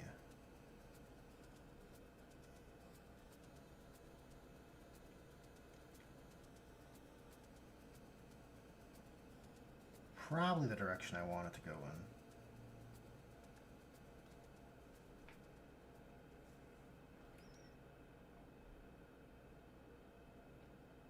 I realize now the stream seems very misleading. I think I titled like Space Wolves and more, so this counts as more.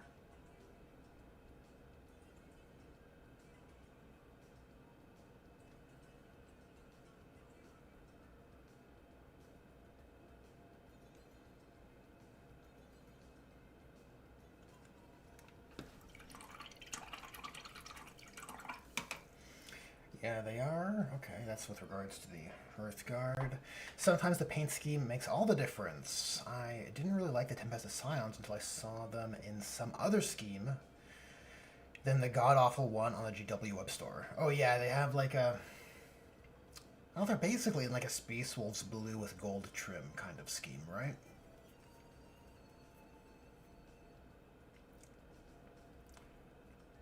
Red, black, and gold is greater than light blue, cream, and bronze. Yeah. How are the... what's the store paint job for the Scions in the kill team with the drop shoots or the grab shoots? Are they the same? I feel like they were... I wanna say they were more like a black look.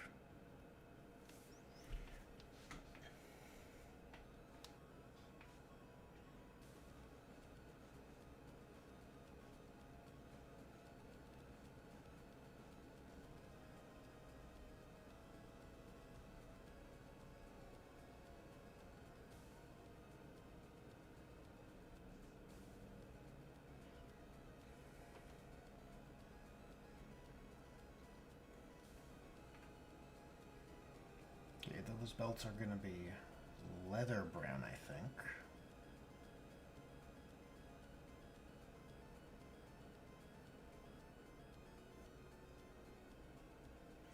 I'm with you though, Icarus. Yeah, color scheme does make all the difference. I felt that way, honestly, about the Thousand Suns robots. I think if they were painted Thousand Suns blue, they would probably be better received, in my opinion. I do think they are a bit small, and it would be nicer to have something more evocative of the 30k psychic robots they had, but I think the paint job hurts.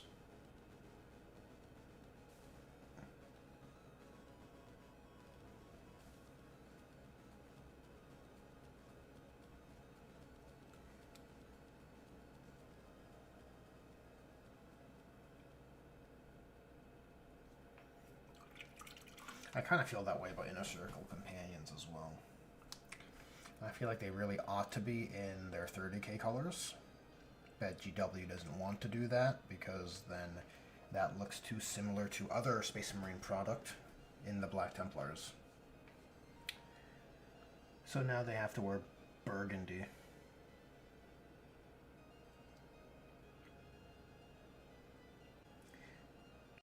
I don't know if they gave them a lore reason for that. I'm just connecting dots. I don't know if it's unfounded. That's just my perception of it.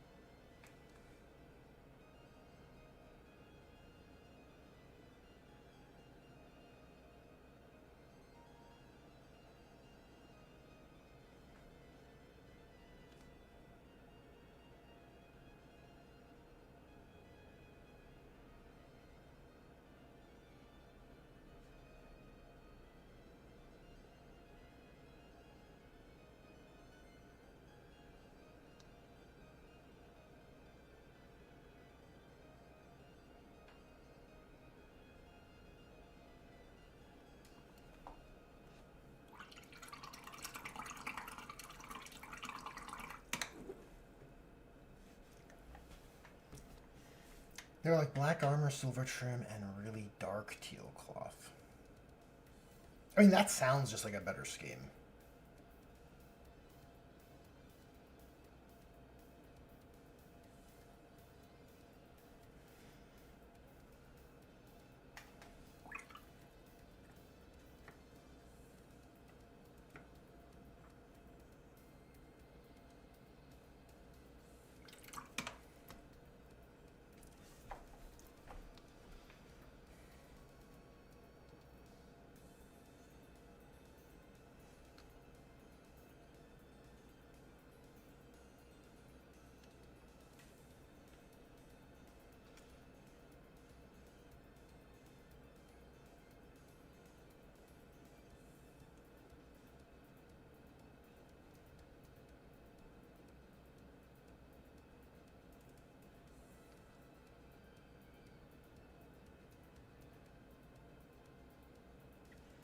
Oh, I goofed that terribly. Completely ruined. Ugh. That makes me sad.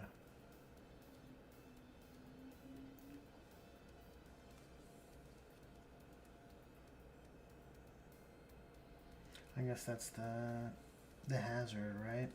That's the risk when painting trim.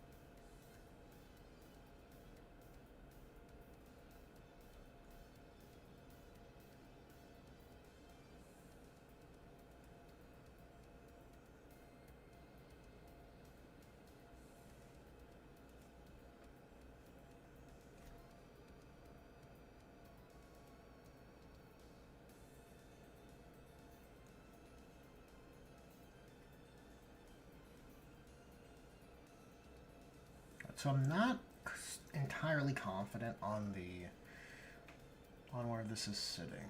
So this is a good, do a little step and take a break and evaluate the model kind of situation here. I think that's what this is. I'll add this yellow and then give it a bit to sit. Come back to it a few days later and we'll see. With fresh eyes, reevaluate. Because this is a little exploratory, I guess.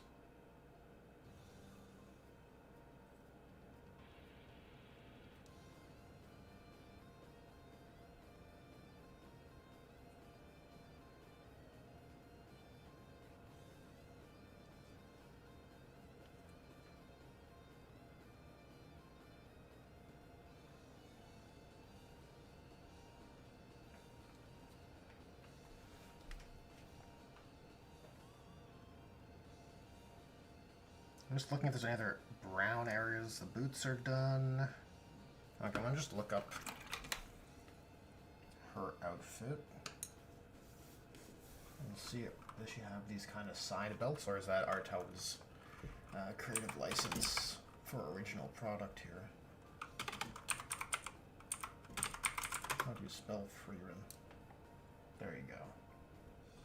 No, the side belts are extra, so I'm gonna go ahead and say, yeah, we're gonna go with leather brown. It's on the palette, and I want to make use of it.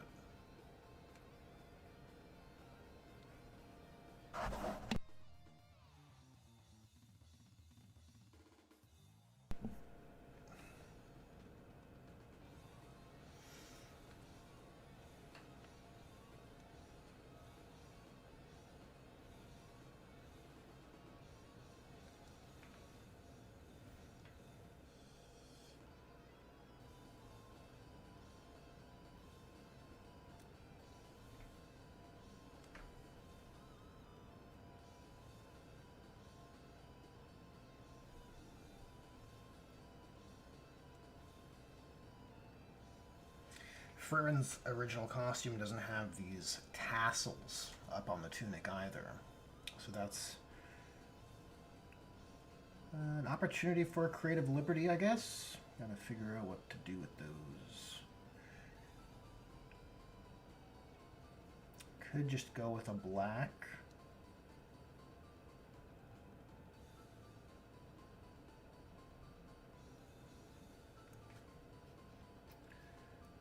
A black for Ulthwé, I guess.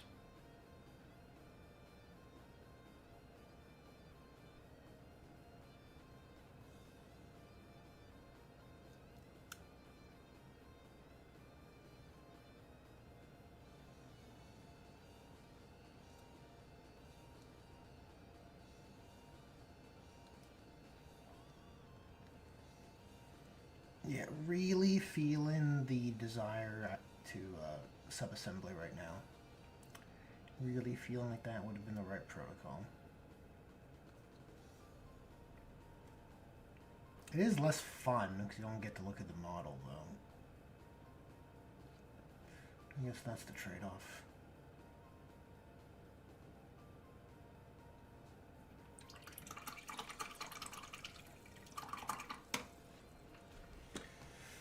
Sometimes I do think GW doesn't pick the best colors to advertise some factions.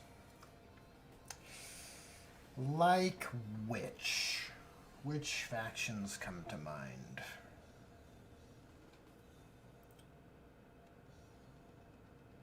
The Scions is like, for sure, 100%, I agree. The Scions should have looked... I would have liked them to look like those guys from Killzone, the Helghast.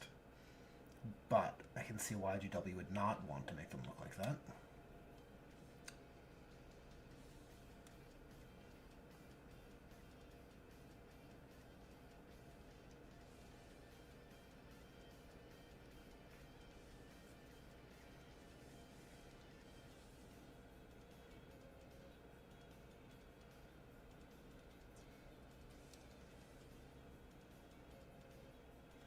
I think narratively, Ulthwé should be the poster boys of Eldar. And Simhan is the poster boys only because red contrasts nicely against Ultramarines, is my suspicion.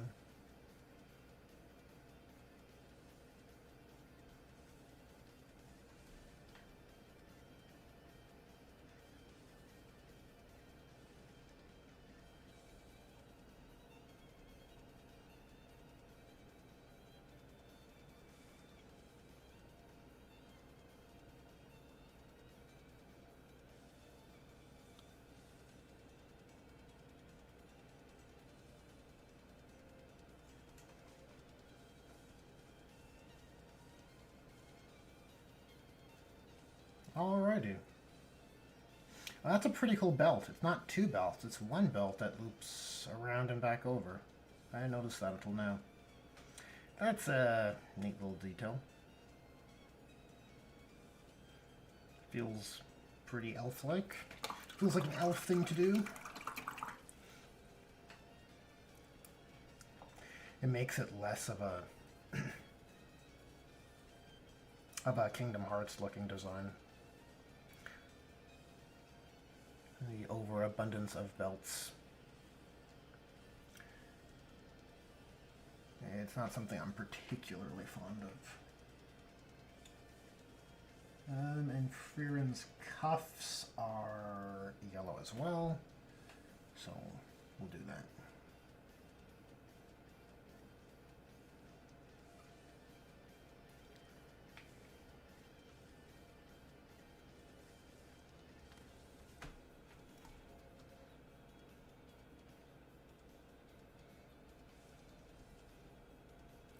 Now that there's more colors down on the model, I'm finding the white isn't reading white enough. I don't know if you guys feel different. I feel like I have to go in and punch up those values.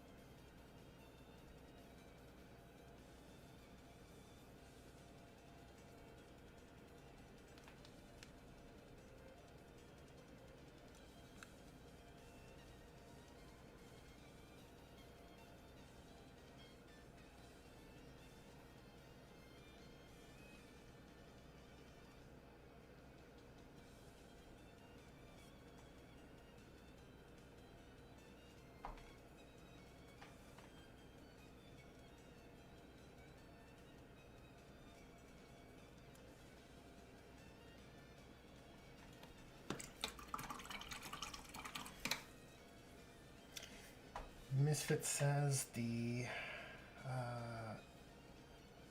Tau, the tan, was a distinctive look, but the white of Viorla feels like the wrong color, especially if most, if not all, the non-Farsight characters are Taus. That's true. That's a great pick. That's a great great get. Yeah, I agree, 100%. The beige. I have a soft spot for that Tau ochre color. I think it's a good looking. It might be nostalgia berries talking, but I kind of prefer that look for them.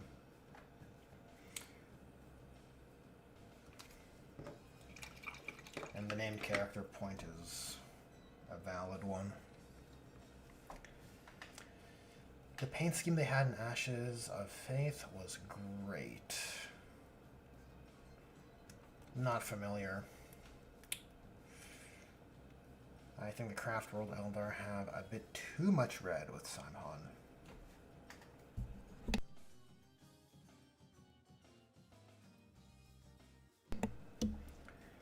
Yeah, Simon isn't my favorite Craft World color scheme. It is Beal Tan. Well, I am biased for that minty fresh look, but I don't think Simon is bad.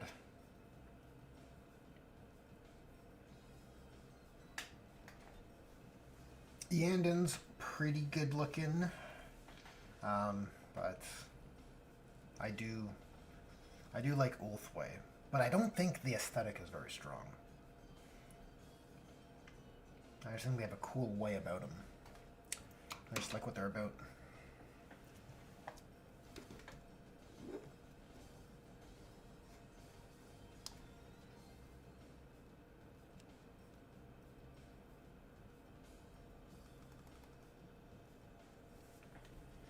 Ashes of Faith was the Kill Team box where the Inquisitorial agents were introduced. Okay, yeah, so then I would assume that's how they're painted on the web store, right? They'd be painted to match that box. I'll give it a look up a little later, if I remember.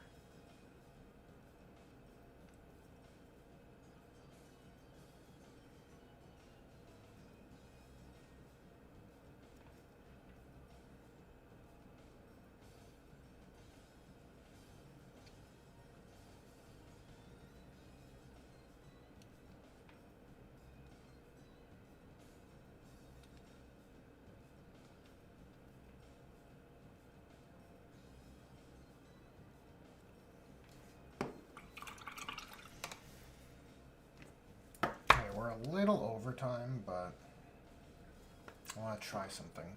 I want to try mixing in some White Scar to that Pale Violet and see what happens to the hair.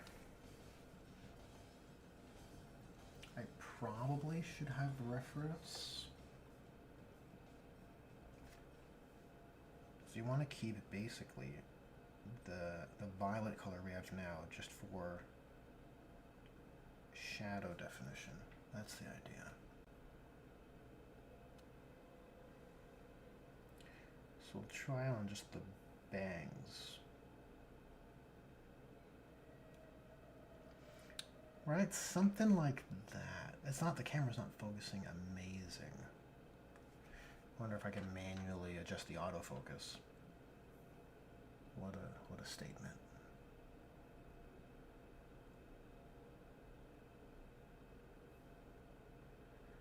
The camera doesn't like Freerin.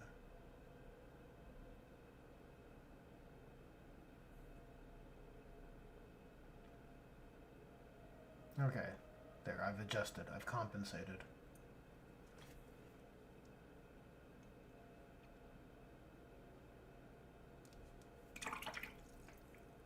Now if I just remain perfectly still, you guys can see what's happening.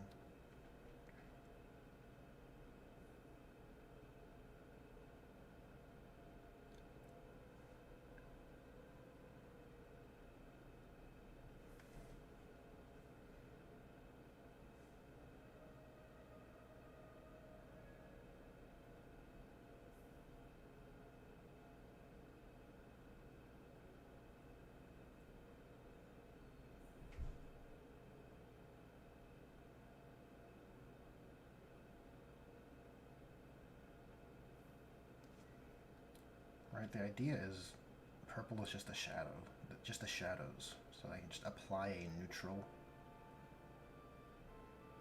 So you're painting white hair, so I think you have to think of how you're going to define the shape a little differently because you don't have the upper end of that spectrum. Like the brightest value is basically the main color.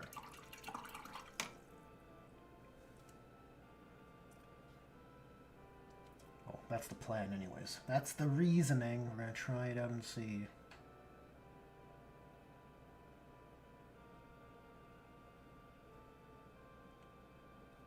Just try and keep the purple to describe the lowlights.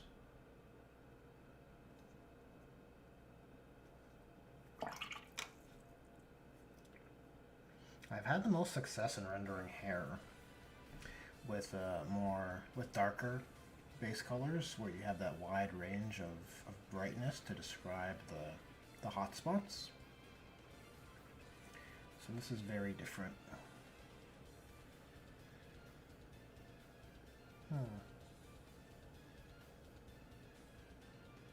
I think that's the right approach.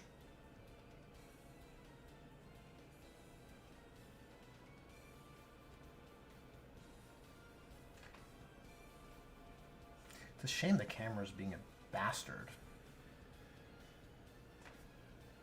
Alright, now it's being alright.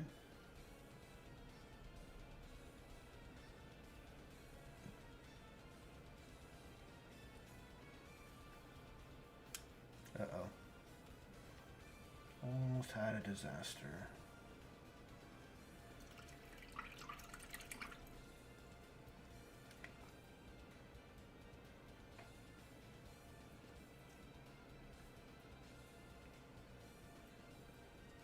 And I'll do a very similar sort of approach on the ponytails.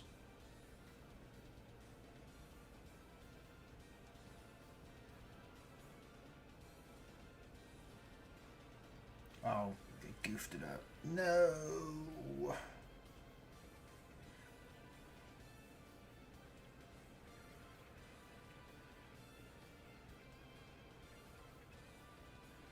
I mean, it's fairly forgiving to go back in with the, you know, it's not a blend, it's just a base color, so it's not the end of the world, but still sort of annoying.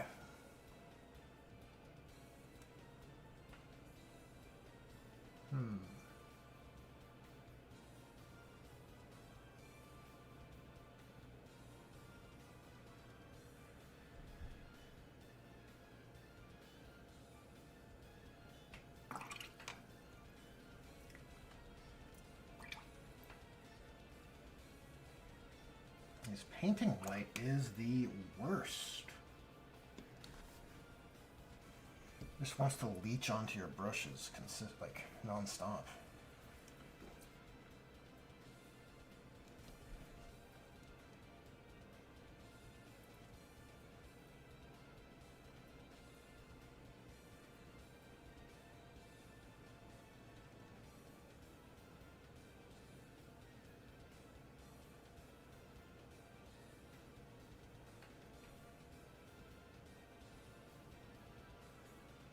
I mean, sometimes you can cheat with hair and use a wash to get some pretty severe lowlights, but I think for this hair, it's supposed to be white. I don't think that's an option.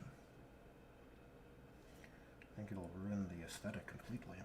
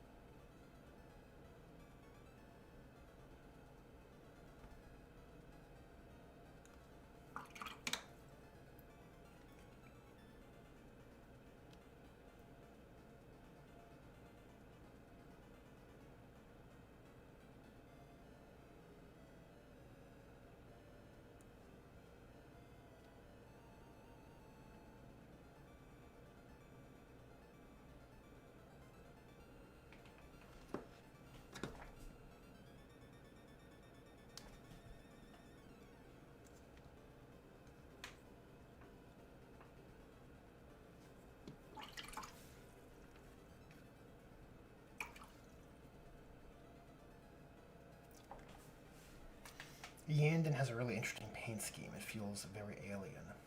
The bright yellow and kind of... I'm not sure what blue they use, but... Yeah, it's like a medium blue and a bright yellow.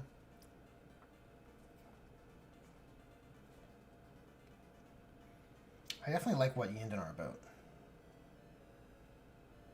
But pairing yellow and blue is not my favorite.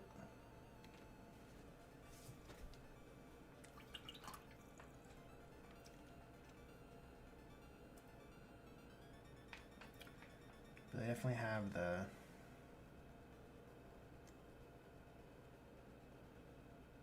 strong thematic identity and leaning into the whole ghosts and wraiths.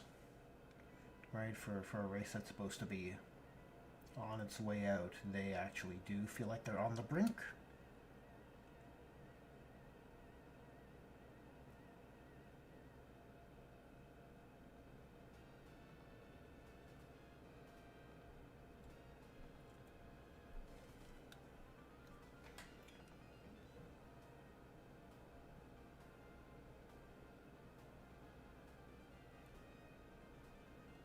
Yeah, I have to tighten those up.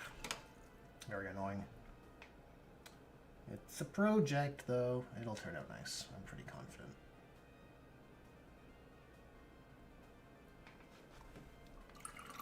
It's shaping up well. Can I get it to focus? There it is. Definitely better with the yellow. And our Wolfie Wolf, where is he?